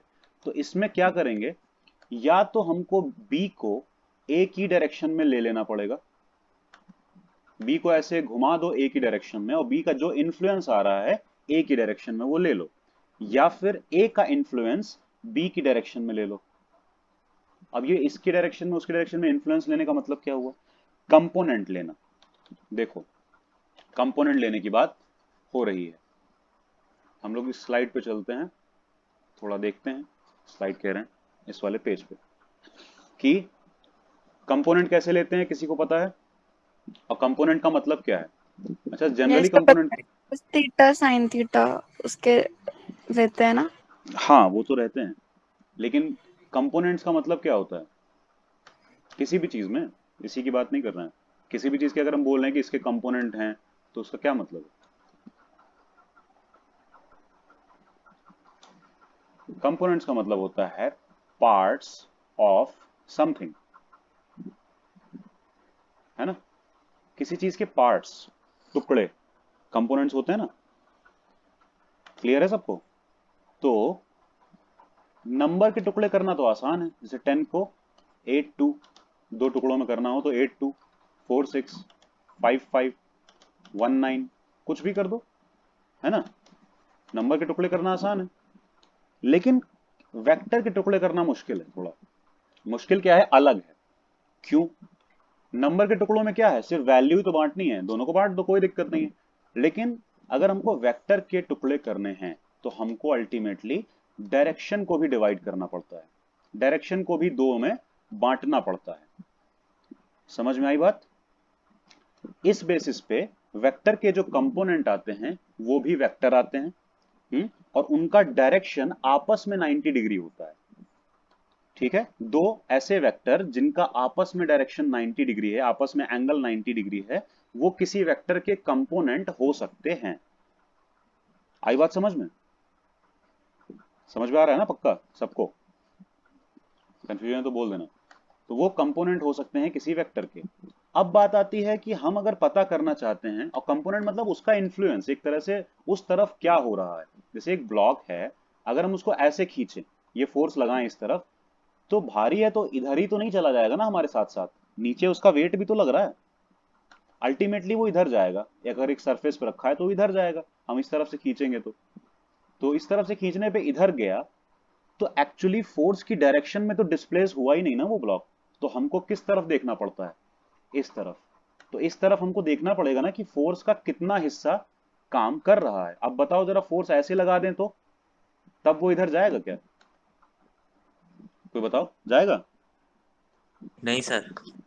नहीं जाएगा। क्यों? क्योंकि ये 90 डिग्री डायरेक्शन है, और 90 डिग्री में कोई भी फोर्स या कोई भी वेक्टर इन्फ्लुएंस क्रिएट नहीं करता है। आई बात समझ में? 90 डिग्री डायरेक्शन में कोई भी वेक्टर दूसरे वेक्टर को चेंज नहीं करता है, यानी कि उसकी वैल्यू वगैरह को नहीं बदलता है। ठीक है, तो इसीलिए डिस्प्लेस नहीं करवा पाएगा ये वाला फोर्स। थोड़ा तो टिल्टेड होना चाहिए ना, और ये थोड़ा टिल्टेड है इस तरफ से, तो भी इसका थोड़ा ही कंपोनेंट आएगा। ज्यादा फोर्स ये वाला लगाना पड़ेगा तब जाके डिस्प्लेस होगा। या फिर ये भी एक चीज और है कि ये और टिल्टेड हो, यानी कि ऐसे हो, तब तब इसका थोड़ा ज्यादा इन्फ्लुएंस आएगा इस तरफ। और थोड़ा टिल्टेड हो तब और ज्यादा इन्फ्लुएंस आएगा इस तरफ। यानी कि पार्ट ऑफ फोर्स ज्यादा मिल रहा है ना एक डायरेक्शन में, ऐसे खींचने पे। ऐसे कम, ऐसे और कम, ऐसे और कम, और स्ट्रेट कर दिया तो बिल्कुल भी नहीं। कुछ आई बात समझ में? इसीलिए हम एक फोर्स या एक किसी भी वेक्टर के कंपोनेंट देखते हैं। यानी कि अगर हमें देखना है कि कोई बॉडी इस तरफ जा तो इस तरफ रही, लेकिन हमें देखना है इसका इस तरफ शिफ्टिंग कितना हुआ है, इधर कितना शिफ्ट हो गई वो बॉडी, या इधर कितनी वेलोसिटी से चल रही है, उसके लिए कंपोनेंट ब्रेक करना जरूरी होता है। तो ये हमारा रिक्वायर्ड डायरेक्शन है, जिस तरफ हमको वेक्टर का कंपोनेंट चाहिए, रिक्वायर्ड डायरेक्शन। बात आई समझ में? इस तरफ हमको वेक्टर का कंपोनेंट चाहिए, तो करेंगे क्या? ये वेक्टर का डायरेक्शन है, ये रिक्वायर्ड डायरेक्शन है, तो रिक्वायर्ड डायरेक्शन पे वेक्टर के हेड से एक परपेंडिकुलर ड्रॉप कर दो, और जहां पे भी वो परपेंडिकुलर ड्रॉप होगा वहां तक लंबा एक एरो बनाओ या एक वेक्टर बनाओ, और यही वेक्टर इस वाले का कंपोनेंट होगा। समथिंग v1 मान सकते हैं हम इसको। v1 क्या है? v का ही एक कंपोनेंट, पार्ट ऑफ v, छोटा सा पार्ट ऑफ v। जैसे कि 10 का एक पार्ट क्या था? 2 या 5 या 7, कुछ भी। ऐसे ही some part of v vector is v1।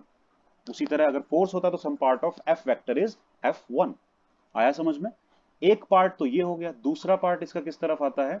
ये v1 के 90 डिग्री। अब ये 90 दो डायरेक्शन में हो सकता है, इधर 90 या फिर इधर 90 हो सकता है। ठीक, तो किधर होगा? अगर इस तरफ हुआ तो v2 अगर इधर हो गया तो v1 और v2 सेम डायरेक्शन में हो गए v के, और सेम डायरेक्शन में अगर हो गए तो फिर मतलब ये पॉसिबल नहीं है, आइदर डायरेक्शंस में हो सकते हैं। यानी कि अगर v1 v के राइट में है तो v2 को v के लेफ्ट में होना पड़ेगा। तो लेफ्ट में भी होना है, v1 के परपेंडिकुलर भी रहना है, तो कुछ इस लाइन के अलोंग हमको होना चाहिए।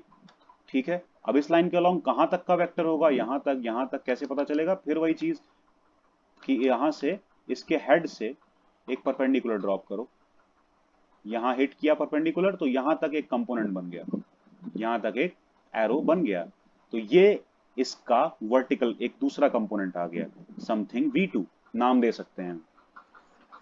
कुछ आई बात समझ में? एक हमारा होता है रिक्वायर्ड डायरेक्शन और एक अपने आप आता है। ठीक है, तो जैसे ये वाला था रिक्वायर्ड डायरेक्शन, ये डॉटेड लाइन जो थी इस तरफ हमको चाहिए था इस वाले कंपोनेंट का।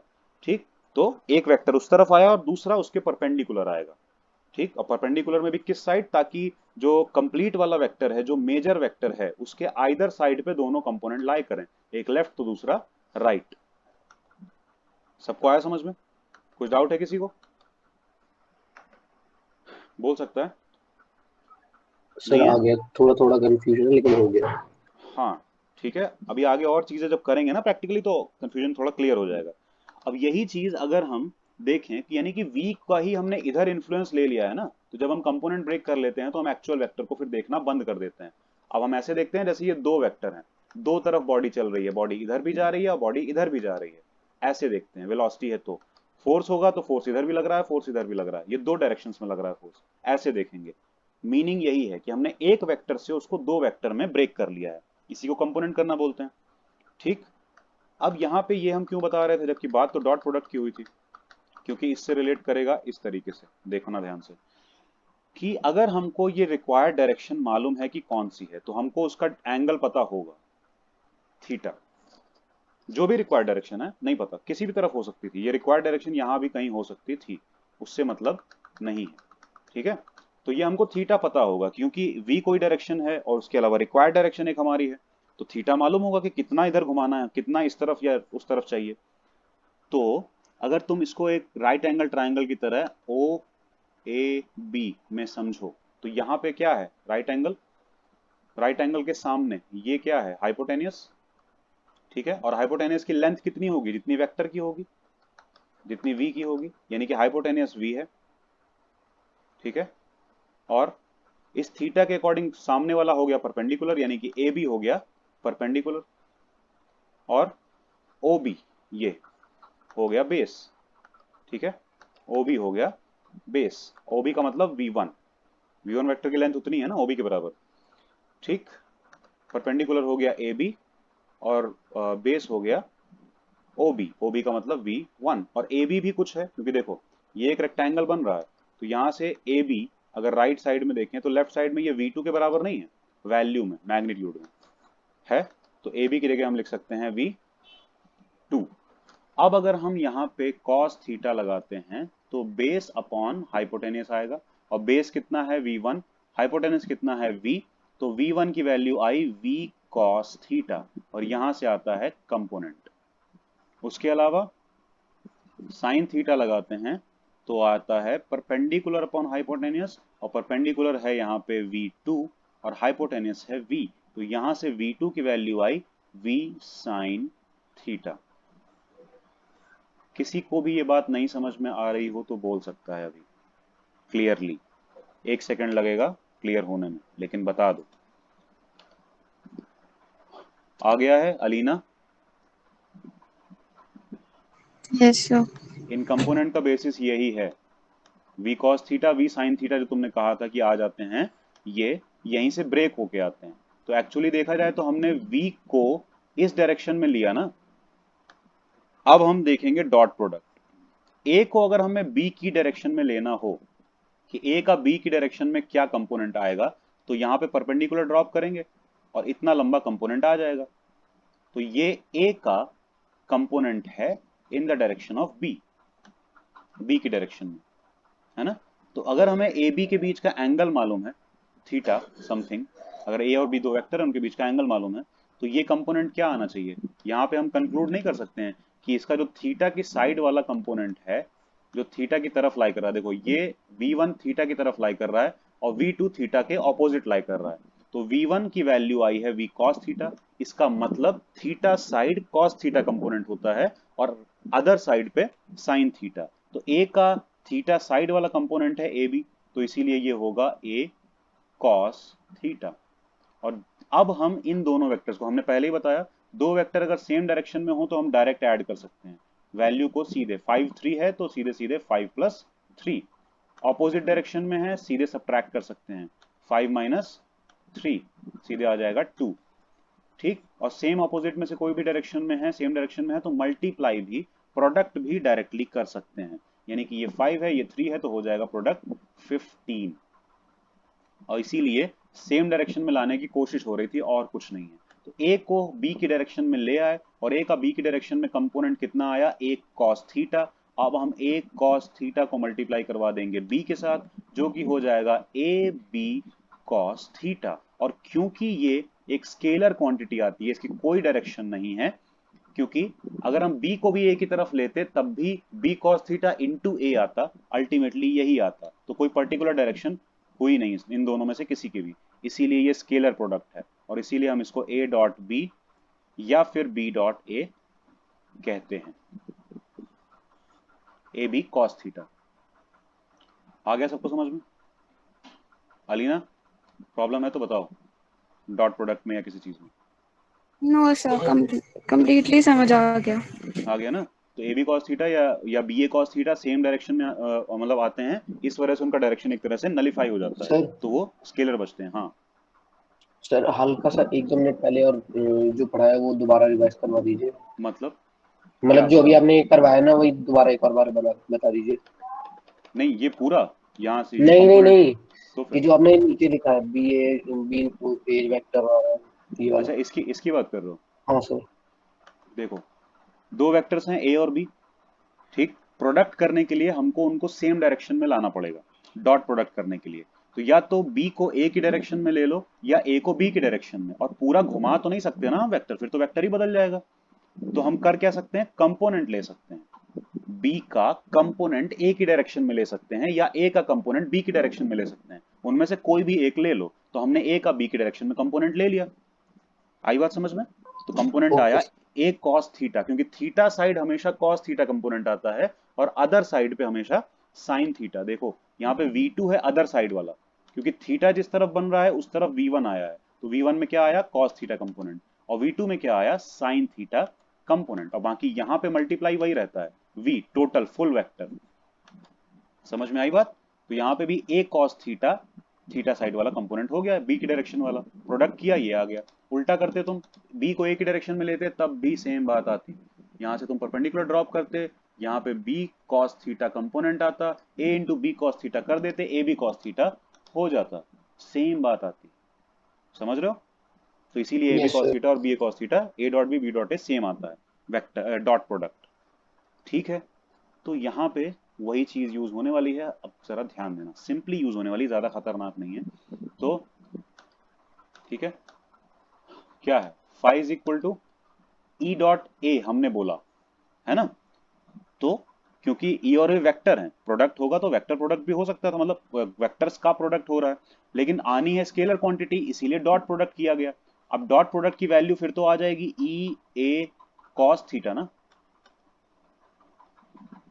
एक्चुअली कोई भी होता है ए डॉट बी किया जाता है तो आता है ए बी कॉस थीटा, तो अगर ई डॉट ए किया जाए तो ई ए कॉस थीटा आ जाएगा, यानी कि ई की वैल्यू ए की वैल्यू इंटू कॉस थीटा, और ये थीटा क्या होगा, वहां पे थीटा क्या था, ए और बी के बीच का एंगल, तो यहाँ पे थीटा क्या होगा, ई और ए के बीच का एंगल। कुछ आई बात समझ में? यहाँ पे थीटा होगा ई और ए के बीच का एंगल। ठीक है, ओके सर। तो ई एक वेक्टर है जिस भी तरफ होगा, ए एक वेक्टर है जिस भी तरफ होगा, उनके बीच का एंगल। लेकिन ए एरिया एक वेक्टर होता है, यहाँ पे ई इंटू ए एरिया था ना, ए एरिया था, ई इलेक्ट्रिक फील्ड थी, इलेक्ट्रिक फील्ड वेक्टर होती है पता है, एरिया वेक्टर होता है, ये पता है किसी को? बताओ, नहीं पता है तो बताओ। सर वेक्टर सर नहीं होता है पता है। नहीं पता है? सुनो, पता तो है बट मुझे रीजन नहीं पता। रीजन कैसे नहीं पता मतलब है, कैसे? नहीं देखो प्रैक्टिकली फील कर सकते हैं, कैसे बता रहे हैं। अगर तुमसे कहा जाए कि तुम्हें एक प्लॉट लेना है, ठीक है, जमीन लेनी है, मतलब कि किसी जगह पे वहां घर वर बनाना है, ठीक है। तो किसी ने कह दिया रेक्टेंगुलर एरिया है और इतना एरिया है, खूब बड़ा है और काफी सस्ते में मिल रहा है, तो तुम कहोगे ठीक है हो गया, तो तुम पैसे वैसे पेमेंट कर दो। और लोकेशन उसने बता दी कि यहाँ पे है, तुमने देखा नहीं वो एरिया फिलहाल अभी, उसने लोकेशन बताई, एरिया का साइज बताया, ये बताया कि एरिया रेक्टेंगल में है, ठीक है, हो गई बात सारी। अब अगर वो जाके वहां तुम जब मतलब विजिट करो और वहां पे तुमको एक वॉल दिखा दे, एक दीवार, कि यही एरिया है, तो क्या होगा? तो उसने एक भी चीज झूठ बोली क्या? यानी कि जमीन वहां थी ही नहीं, वहां एक चौड़ी सी बड़ी सी वॉल थी, दीवार थी, वो भी तो एरिया है ना, सरफेस है तो एरिया है। लेकिन तुम वैसे एरिया यस। पे घर बना सकती हो क्या? नहीं सर। नो। नहीं। तो फिर ये मजाक हो गया ना। मतलब एरिया का भी डायरेक्शन होता है, नहीं होता तो ये सारे एरिया एक जैसे होते। आई बात समझ में? नीचे वाला चाहिए था तुमको, ऐसा एरिया चाहिए था जो कि हॉरिजॉन्टल डायरेक्शन में लाई करता हो, सही है ना, किसी भी डायरेक्शन में नहीं। लेकिन यहां पे प्रैक्टिकली कैसे देखते हैं कि कोई भी एरिया है तो उसका जो एरिया वेक्टर होता है वो उस एरिया के, उस प्लेन के परपेंडिकुलर होता है 90 डिग्री पे। यानी कि ये जो नॉर्मल वेक्टर होता है ना, नॉर्मल का मतलब परपेंडिकुलर वेक्टर, वो एरिया के 90 डिग्री पे होता है। यानी कि एरिया है ऐसे, तो इसके 90 डिग्री पे परपेंडिकुलरली, यानी कि तुम लोगों का जो टेबल है या कुछ है, उसके ऊपर अगर पेन को स्टैंड करके रख दो, इसे खड़ा कर दो, पकड़ लो, तो वो पेन नॉर्मल वेक्टर जैसा काम करेगा, एरिया वेक्टर जैसा काम करेगा। समझ रहे हो? नॉर्मल क्यों बोला जा रहा है? क्योंकि परपेंडिकुलर लिया जाता है। तो बाय कन्वेंशन एरिया का जो वेक्टर लिया गया है, क्योंकि एरिया फ्लैट एरिया में लोगी तो फिर कोई फिक्स डायरेक्शन मिलेगी नहीं, यानी कि ऐसे ले लो, ऐसे ले लो, ऐसे ले लो, ऐसे ले लो, कोई फिक्स डायरेक्शन ही नहीं मिलेगी। तो बेटर वे क्या था कि परपेंडिकुलर ले लो। उससे क्या होगा, अगर हम एरिया को घुमा देते हैं तो ये वेक्टर भी घूम जाएगा, तो ये वेक्टर बता देगा कि हाँ एक्चुअली ऐसा है कि मतलब एरिया इस डायरेक्शन में आ रहा है। अब आई बात समझ में? तो एरिया वेक्टर उस एरिया के एक्चुअली परपेंडिकुलर होता है। एरिया किस चीज का होता है? किसी प्लेन का होता है, किसी फ्लैट सरफेस का होता है, या कर्व सरफेस का होता है। सरफेस वाली चीजों के एरिया होते हैं। तो अगर कोई सरफेस है, उसके परपेंडिकुलर तुमने एक वेक्टर ले लिया, कोई भी सर, जैसे वॉल के परपेंडिकुलर वेक्टर लोगी तो वॉल से ऐसे बाहर निकलता हुआ वेक्टर निकलेगा, ठीक है। सीलिंग जो होता है, छत, सीलिंग के परपेंडिकुलर वेक्टर लोगी तो नीचे आता हुआ एक वेक्टर दिखेगा, ठीक है, डाउनवर्ड, वर्टिकली डाउनवर्ड, क्योंकि परपेंडिकुलर लाइन लेना है। तो ये सब क्या हो जाएंगे? एरिया वेक्टर या नॉर्मल वेक्टर। बात आई समझ में? तो एन कैप से रिप्रेजेंट इसलिए करते हैं क्योंकि नॉर्मल टू द एरिया मतलब कि perpendicular to the area area vector होता है, और कैप इसलिए ताकि वो एरिया का वैल्यू लिखा जा सके। जैसे 50 एन कैप, तो ये 50 क्या है? एरिया में भी 50 मीटर स्क्वायर, ठीक है, वैल्यू ऑफ एरिया, और एन कैप हो गया उसका। लेकिन अगर हम पूरा एरिया वेक्टर बोलते हैं तो इसमें वैल्यू और डायरेक्शन दोनों है। तुम लोगों को पता है ना, एरिया ऐसे होता है, मतलब कोई भी वेक्टर इस तरीके से होता है, vector is equal to vector into direction, सही है, वैल्यू इनटू डायरेक्शन। क्लियर है ना? अब क्लियर हो गया कि एरिया का डायरेक्शन होता है? पक्का है Alina? Yes sir, clear. Hello Alina, clear है कि एरिया का डायरेक्शन Yes. होता है? हाँ क्लियर है। हाँ, तो अगर एरिया का डायरेक्शन है और उसके परपेंडिकुलर है, तो अब यहां से देखो जरा, अगर एक रिवर फ्लो कर रही है, एक रिवर फ्लो कर रही है, हम एक रिंग उसके अंदर एंटर करवाएं, तो रिंग हमने ऐसे अगर एंटर करवाई तो उसके अंदर से वाटर फ्लो करेगा? सब लोग बताना, मतलब हाँ ना, कुछ बताना पड़ेगा क्योंकि यस इसमें ये सर। सब जरूरी है। करेगा ना? जी, ऐसे डाल दें तो तो तब भी करेगा। ऐसे, तब भी करेगा। तब भी करेगा। और अगर ऐसे कर यस दें तो सर। सर ऐसे करके वाटर तो फ्लो होगा, बट रिंग के अंदर से परपेंडिकुलर वाटर मुश्किल जाएगा। रिंग के अंदर से नहीं जाएगा एक तरह से देखा जाए तो अल्टीमेटली, क्योंकि ऐसे नीचे नहीं जा रहा है, फ्लो इसी तरफ है, तो फ्लो के हिसाब से ही देखना, ऐसे क्रॉस कैसे हाँ हो नहीं पाएगा? होगा सर, नहीं होगा सर सर, नहीं नहीं नहीं होगा। होगा। होगा ना? तो इस ये हम कर क्या रहे हैं जरा गौर से देखो। सर नहीं होगा। जब ऐसे था तो एरिया वेक्टर ऐसे था, जब हमने थोड़ा घुमा दिया तो एरिया वेक्टर ऐसे हो गया, परपेंडिकुलर टू द एरिया। फिर जब हमने और घुमा दिया तो एरिया वेक्टर कुछ ऐसे हो गया, और जब हमने और घुमा दिया ऐसे तो एरिया वेक्टर कुछ ऐसे हो गया। कुछ नजर आया है ना? सर जितना घुमाएंगे तो उतना कम होता चला जाएगा। हाँ, कम होता जाएगा ना। यानी कि ये एरिया वेक्टर जो है, ये जब इलेक्ट्रिक फील्ड के 90 डिग्री पे होगा तो जीरो आना चाहिए ना। इस केस में जो अभी फिगर बना यस हुआ सर। है, इसमें एरिया वेक्टर इलेक्ट्रिक फील्ड के परपेंडिकुलर आ रहा है बिल्कुल, है ना? तो एरिया वेक्टर इलेक्ट्रिक फील्ड जब परपेंडिकुलर हो तो जीरो हो जाना चाहिए। और ई ए कॉस थीटा में तुम देखो, अगर ई ए कॉस 90 डिग्री रखते हैं तो कॉस 90 की वैल्यू होती है जीरो, तो टोटल हो जाएगा जीरो।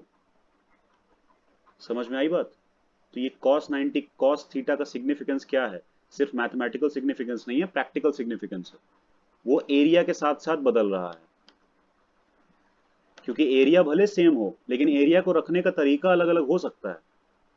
ये एरिया थोड़ी ना बदला हमने, ये रिंग का साइज नहीं बदला, रिंग का एरिया जो था वही था, लेकिन हमने बस रिंग को रखने का ओरिएंटेशन बदल दिया, उससे बहुत कुछ बदल गया। उस ओरिएंटेशन की वजह से ही तो यहाँ पे ये cos थीटा वाली क्वांटिटी आ रही है। Theta direction between area and electric field, नहीं तो सिर्फ ई इंटू ए करके भी तो काम चल जाता ना। अब आई बात समझ में? इसीलिए ये चीज आ रही है, ठीक है। तो ई ए कॉस थीटा का सिग्निफिकेंस यही है, क्योंकि हमें इस तरफ इसका जो है वेक्टर चाहिए होता है। एरिया का कॉस थीटा कंपोनेंट ही काम का आता है। यहाँ पे एरिया को इन लोगों ने सरफेस एरिया से लिया है, इसलिए डेल्टा एस लिखा है। तो डेल्टा एस कॉस थीटा, और वही मल्टीप्लाई होता है ई के साथ, तो हम बोलते हैं ई delta S cos theta. Clear हुआ? क्योंकि उसका अगर हम ये वाला कंपोनेंट ले लें, मतलब इधर वाला, तो इधर वाले कंपोनेंट का एरिया कुछ ऐसा होगा, और ऐसे वाले एरिया से तो इलेक्ट्रिक फील्ड पास ही नहीं करेगी, जीरो, खत्म। तो जब पास ही नहीं करेगी तो फ्लक्स का आएगा, फ्लक्स जीरो। किस कोई एरिया है और एक इलेक्ट्रिक फील्ड ऐसे पास कर रही है, तो इससे तो नहीं कर रही है ना पास, फायदा क्या है, फ्लक्स जीरो हो गया। क्लियर हुआ? और इस कंडीशन में जब हमने रिंग को रखा था तो एरिया वेक्टर ऐसे था, है ना, एरिया वेक्टर ऐसे था या डेल्टा एस वेक्टर ऐसे था। तो ए और ई का एंगल सेम है, दिख रहा है साफ साफ, एग्जैक्टली सेम एंगल। तो सेम एंगल है तो कॉस हो जाएगा 0 डिग्री, क्योंकि सेम एंगल का मतलब क्या होता है, कोई दो वेक्टर एक ही डायरेक्शन में है तो इन दोनों के बीच का एंगल क्या हुआ, 0 डिग्री। ठीक है, तो cos 0 ई ए cos 0, और cos 0 कितना होता है, 1। तो यहाँ पे 1 रखेंगे हम और ई ए इंटू 1 आ जाएगा, यानी कि ई ए आ जाएगा। इसका मतलब इस केस में मैक्सिमम इलेक्ट्रिक फील्ड पास करेगी, क्योंकि कॉस्ट की मैक्सिमम वैल्यू ही 1 हो सकती है। और प्रैक्टिकली भी समझ में आ रहा है ना कि जब हम रिंग ऐसे रखेंगे तो सारी की पूरी अच्छे से इलेक्ट्रिक फील्ड पास करेगी, ज्यादा से ज्यादा पास करेगी। क्लियर हुआ या नहीं? Yes sir. पक्का ना? क्लियर है सर। यानी कि जो बात प्रैक्टिकली दिख रही है वही बात मैथमेटिकली भी दिख रही है, मैथ्स भी उसको सपोर्ट कर रहा है। तो डेल्टा, तो ये जो फाई है, चेंज इन फ्लक्स, तो देखो ज्यादातर चीजें यहाँ चेंजिंग रहती हैं, इसीलिए हम उनमें डेल्टा डेल्टा लगा के लिखते हैं। ठीक है, तो उसका कोई वो नहीं है। एरिया भी जैसे हम बीच बीच में बदल रहे हैं ना, तो इसीलिए डेल्टा एस करके लिखा गया है। और ये लोग एरिया को सरफेस एरिया कहते हैं, इसीलिए एस यूज करते हैं, ए यूज नहीं करते हैं, बस यही फर्क है बस। तो फाई क्या हो गया, ई डॉट डेल्टा एस, ये डॉट प्रोडक्ट दिखाया गया है, और जब उसको ओपन किया गया है तो वो हो गया है ई डेल्टा एस कॉस थीटा, जैसे ए बी कॉस थीटा हो जाता है। क्लियर हुआ सबको? हो गया ना? किसी कुछ डाउट तो नहीं है? Yes sir, clear. तो यहां से इलेक्ट्रिक फील्ड की वैल्यू भी आ जाती है। अब देखो ध्यान देना, हमेशा एरिया ऐसे फ्लैट ही नहीं होगा, एरिया सरफेस एरिया होता है। तो सरफेस फ्लैट ही हो ऐसा कोई जरूरी नहीं है, सरफेस कर्व में भी हो सकती है। जैसे एक बॉल की सरफेस कैसी होती है, कर्व होती है, उसकी सरफेस कहीं पे फ्लैट तो होती नहीं है, लेकिन होती तो है ना सरफेस। तो इसीलिए उनका जो हम निकालेंगे फ्लक्स वगैरह या कुछ ऐसे, उनका एरिया रखेंगे तो स्मॉल स्मॉल एरिया के फॉर्म में होगा, और उनका अलग अलग जगह पे अलग अलग एरिया वेक्टर होगा। जैसे कि ये हमने रैंडम एक शेप ले लिया है, आम जैसा लग रहा है, तो यहाँ पे एरिया एलिमेंट लिया हमने छोटा सा कट करके, उसका एरिया वेक्टर इधर है। लेकिन अगर हम यहाँ कहीं पे ले लेते एरिया एलिमेंट, तो हो सकता है उसका एरिया वेक्टर इधर कहीं होता, क्योंकि होना उसको एरिया के 90 डिग्री पे है, इतना है बस, और कोई बात नहीं है। यहाँ कहीं अगर हम एरिया एलिमेंट ले लेते तो हो सकता है उसका एरिया वेक्टर इस तरफ होता, परपेंडिकुलर रहेगा एरिया के, इतना है। क्लियर? तो इसीलिए एरिया वेक्टर बदल सकता है, और अगर बदलेगा तो अलग अलग हमको हर जगह से फ्लक्स निकालना पड़ेगा, जो कि कुछ ऐसे सिनेरियो को प्रेजेंट करेगा, यानी कि summation of all the flux करना पड़ेगा हमको। यहाँ क्या हुआ है, summation of E dot delta S, all the E dot delta S का समेशन, यानी कि हर छोटा छोटा फ्लक्स निकालेंगे, उन सबको करेंगे ऐड, तब टोटल हमारा फ्लक्स आ जाएगा। उस वाले से नहीं समझ में आ रहा है, मैंगो वाले से, तो ये बॉक्स वाले से देख सकते हो, इजी लगेगा। बॉक्स है, बॉक्स के 6 फेसेस होते हैं। ठीक है, तो हर फेस से, अगर हम बोलें फ्रंट फेस की बात, तो फ्रंट फेस से जो फ्लक्स निकल रहा होगा वो निकाल लो। ठीक है, उसके बाद फिर बैक फेस से जो फ्लक्स निकल रहा होगा उसको निकाल लो, राइट फेस से जो फ्लक्स निकल रहा होगा उसको निकाल लो, लेफ्ट फेस से, टॉप फेस से, बॉटम फेस से। जब सबका निकल आएगा तब आएगा टोटल फ्लक्स, तो सबको ऐड तो करना पड़ेगा ना हम लोगों को, वही चीज है, उसी चीज को समेशन के फॉर्म में दिखाया गया है। आई बात समझ में? Yes sir. अगर सर यहाँ पर डेल्टा लग जाता और उसका समेशन करना होता तो वो इंटीग्रेशन हो जाता ना सर? नहीं, बात यह है कि बहुत ज्यादा की चीजों की जरूरत पड़ती है तो इंटीग्रेशन होता है, डेल्टा से मतलब नहीं है। डेल्टा तो सिर्फ चेंज इन समथिंग दिखा रहा है, लेकिन समेशन तब तक है जब तक 8, 10, 15, 20 इस तरह के फ्लक्स की सरफेसेस हैं। अगर एक पूरी की पूरी पूरा का पूरा स्फेयर ले लिया जाए तो स्फेयर के लिए हम लोग इस समेशन वाले तरीके से थोड़ी ना निकाल पाएंगे, क्योंकि बहुत सारे इनफाइनाइट एरियाज आएंगे छोटे छोटे से, क्योंकि कोई भी बड़ा एरिया फ्लैट तो नहीं आने वाला। इस चक्कर में वहां हम इंटीग्रेशन का यूज करेंगे। इंटीग्रेशन होता कुछ नहीं है, बस सिर्फ सम होता है, सम ऑफ समथिंग, लेकिन वो सम छोटे मोटे नंबर्स का नहीं होता है, बहुत बहुत सारे नंबर्स को अगर जोड़ना पड़े तो उसको हम इंटीग्रेशन बोलते हैं। आई बात समझ में? यस।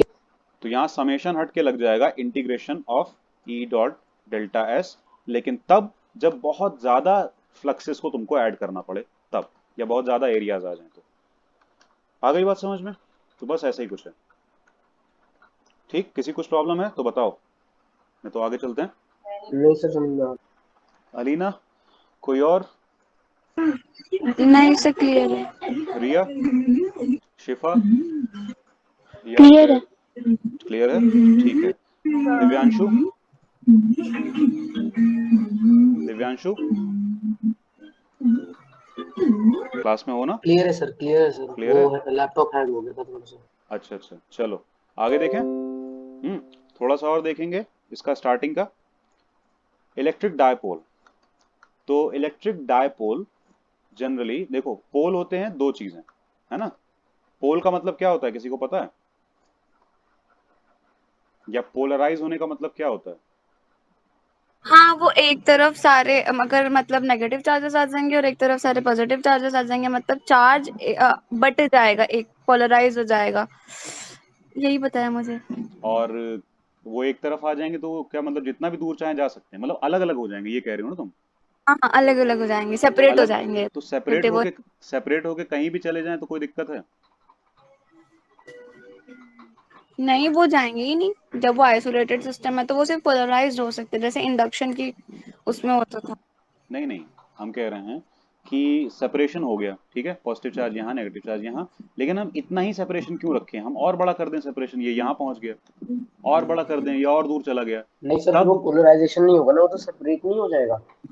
हाँ, तो फिर पोलराइजेशन किसको बोल रहे हैं एग्जैक्टली मतलब बात क्या पोलराइजेशन है? सर माइनर सा, अगर एक तरफ को चार्ज ज्यादा बढ़ जाए और एक तरफ को थोड़ा सा कम हो जाए, मतलब थोड़ी सी ना पोलैरिटी, पोलैरिटी जो होती है जिसके कारण हम्म जो स्टेबल रहता है कोई हम्म भी बॉडी, वो स्टेबल ना हो, बस हल्का सा थोड़ा सा चेंज आ जाए उसकी, क्या कहते हैं, या तो चार्ज में, या तो फिर जैसे केमिस्ट्री में तो वो सिर्फ बॉन्ड होता है, लेकिन फिजिक्स में अच्छा, तो चार्ज ही पो होता है।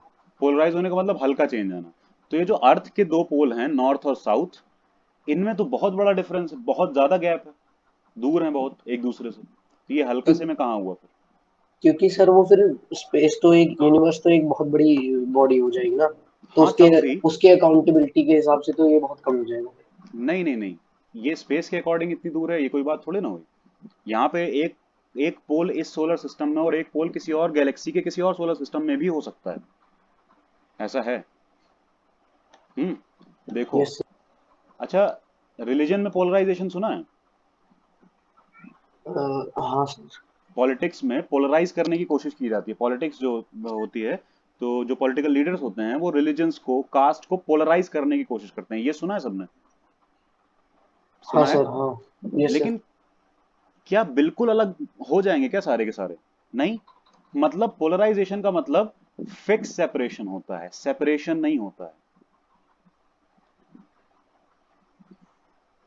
मतलब पास भी रहना है, रहना साथ में ही है, लेकिन थोड़ा दूर दूर एक डिस्टेंस मेंटेन रखनी है।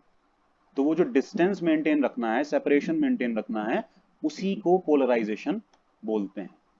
रहना वही है, कहीं जाना नहीं है अल्टीमेटली। जो तुम लोगों ने कहा ना कि बिल्कुल दूर ले जाएंगे तो वो तो बिल्कुल ही सेपरेट हो जाएगा, यही बात है। नहीं ले जाएंगे दूर, नहीं ले जा सकते, ठीक है? एक फिक्स सेपरेशन को पोलराइजेशन बोलते हैं।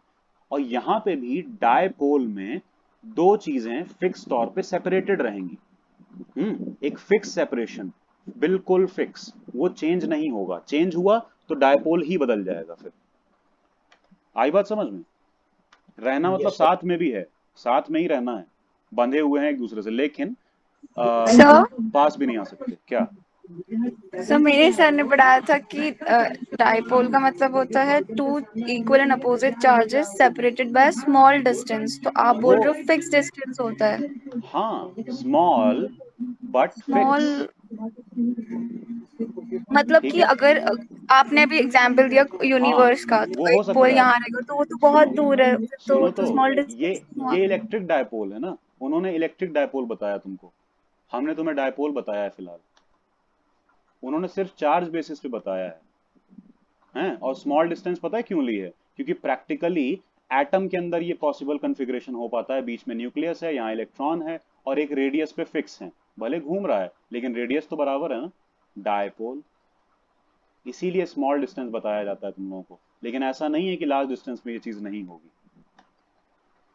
आई बात समझ में? होती है। इलेक्ट्रिक डायपोल में छोटा चार्ज होता है ना, तो वो छोटे चार्ज के बेसिस पे डिस्टेंस भी छोटी काम आती है, बड़े पे नहीं काम आ सकती।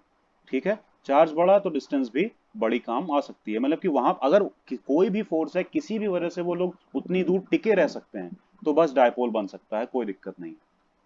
आई बात समझ में? तो इलेक्ट्रिक डायपोल का कॉन्सेप्ट ये है कि एक पॉजिटिव और एक नेगेटिव, और दोनों फिक्स सेम चार्जेस, यानी कि अमाउंट दोनों का सेम है, बस नेचर ऑपोजिट है। एक पॉजिटिव है, एक नेगेटिव है। यानी कि अगर एक 1 कूलॉम है तो दूसरा भी 1 कूलॉम है, एक 10 कूलॉम है तो दूसरा भी 10 कूलॉम है, लेकिन एक पॉजिटिव में 10 कूलॉम होगा और एक माइनस में। इतना ही फर्क है। और ये दोनों एक फिक्स सेपरेशन पे टिके रहते हैं, बिल्कुल फिक्स। यानी कि ये सेपरेशन कम ज्यादा नहीं होगा इस पर्टिकुलर डायपोल के लिए, कम से कम। अगर कम ज्यादा हुआ तो डायपोल ही बदल चुका है, फिर इसका मतलब अब नया डायपोल है वो, ये डायपोल नहीं रहा। क्लियर? ये बात है। तो एक पॉजिटिव चार्ज, एक नेगेटिव चार्ज, अमाउंट सेम है। देखो हम Q1 Q2 नहीं ले रहे हैं, QQ ले रहे हैं। क्लियर हुआ? तो फिक्स सेपरेशन, तो समथिंग फिक्स सेपरेशन कुछ भी L सेपरेटेड होगा, L लेंथ से। आई बात समझ में? दूसरी बात कि इनका डायपोल मोमेंट, इनका इलेक्ट्रिक डायपोल मोमेंट भी होता है। मतलब एक तो प्रॉपर्टी हो गई डायपोल की, इलेक्ट्रिक डायपोल की, कि उसमें दो इक्वल अमाउंट के चार्ज होते हैं, डिफरेंट नेचर के, एक पॉजिटिव एक नेगेटिव, और एक फिक्स सेपरेशन में वो रहते हैं, यानी कि कोई एल समथिंग फिक्स सेपरेशन में वो रहते हैं।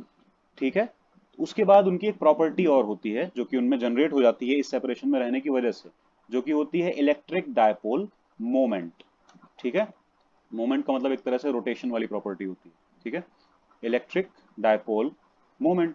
अब इलेक्ट्रिक डायपोल मोमेंट अगर है तो कोई क्वांटिटी है, इसको स्मॉल p से रिप्रेजेंट किया जाता है, और ये होती है charge on the dipole into length of the dipole. किसी ने कुछ मैसेज किया क्या? सर क्लास प्लीज एंड करिए ना, मैंने और अभी तक नमाज नहीं पढ़ी। और ठीक है, बस एंड हो रही है 1 मिनट में। ठीक है, कहाँ गया? ये एंडिंग है ये। बस इतना ही बताएंगे डायपोल में, आगे का नहीं बताएंगे। तो चार इतना तो सुन लो। कोई प्रॉब्लम है अलीना? नो सर, बोलिए बोलिए। ठीक है, बस 1 सेकंड की बात है, 1 मिनट की बात है, मतलब बस देखो। तो डायपोल मोमेंट क्या होता है? चार्ज, यानी कि चार्ज जो कि डायपोल पे है, तो चार्ज तो टोटल मिला के तो 0 है, plus Q and minus Q, है ना? लेकिन हम टोटल की बात नहीं कर रहे हैं, उनमें से कोई एक चार्ज यानी कि क्यू। ठीक है, वही same charge plus same charge minus, तो एक चार्ज की बात करेंगे, यानी कि ये चार्ज है क्यू। ठीक, और लेंथ ऑफ डायपोल मतलब कि लेंथ जितनी भी हो, एल हो तो एल, 5 हो तो 5, उससे मतलब नहीं है। क्लियर? लेकिन यहाँ कन्वेंशन बेसिस पे हाफ हाफ करके ये लोग लेंथ लेते हैं, क्योंकि डायपोल का एक सेंटर माना जाता है समथिंग ओ, और दोनों तरफ ए और ए लेंथ ली जाती है, इसीलिए टोटल लेंथ 2a हो जाती है। तो इसीलिए डायपोल मोमेंट की वैल्यू भी q इंटू 2a होती है। तो इसको हम लिख सकते हैं 2qa। आई बात समझ में? कुछ डाउट तो नहीं है? वैल्यू ये हो गई डायपोल मोमेंट की, और उसका direction negative to positive charge होता है, टूवर्ड्स द नेगेटिव, मतलब from the negative towards positive. ठीक है, क्योंकि डायपोल मोमेंट एक डायरेक्शन वाली क्वांटिटी है। बस फिलहाल इसमें इतना ही। और क्योंकि फील्ड जो है वो फील्ड वगैरह हम लोग कल देखेंगे कि एक किसी डायपोल की वजह से फील्ड कितनी होती है, कहाँ पे होती है। ठीक है, कुछ स्पेशल पोजीशंस हैं वहाँ पे फील्ड होती है, वो हम लोग नेक्स्ट टर्न पे देखेंगे कल। ठीक, चलो फिर क्लास खत्म करते हैं। ओके सर, मेरे को एक चीज पूछनी थी।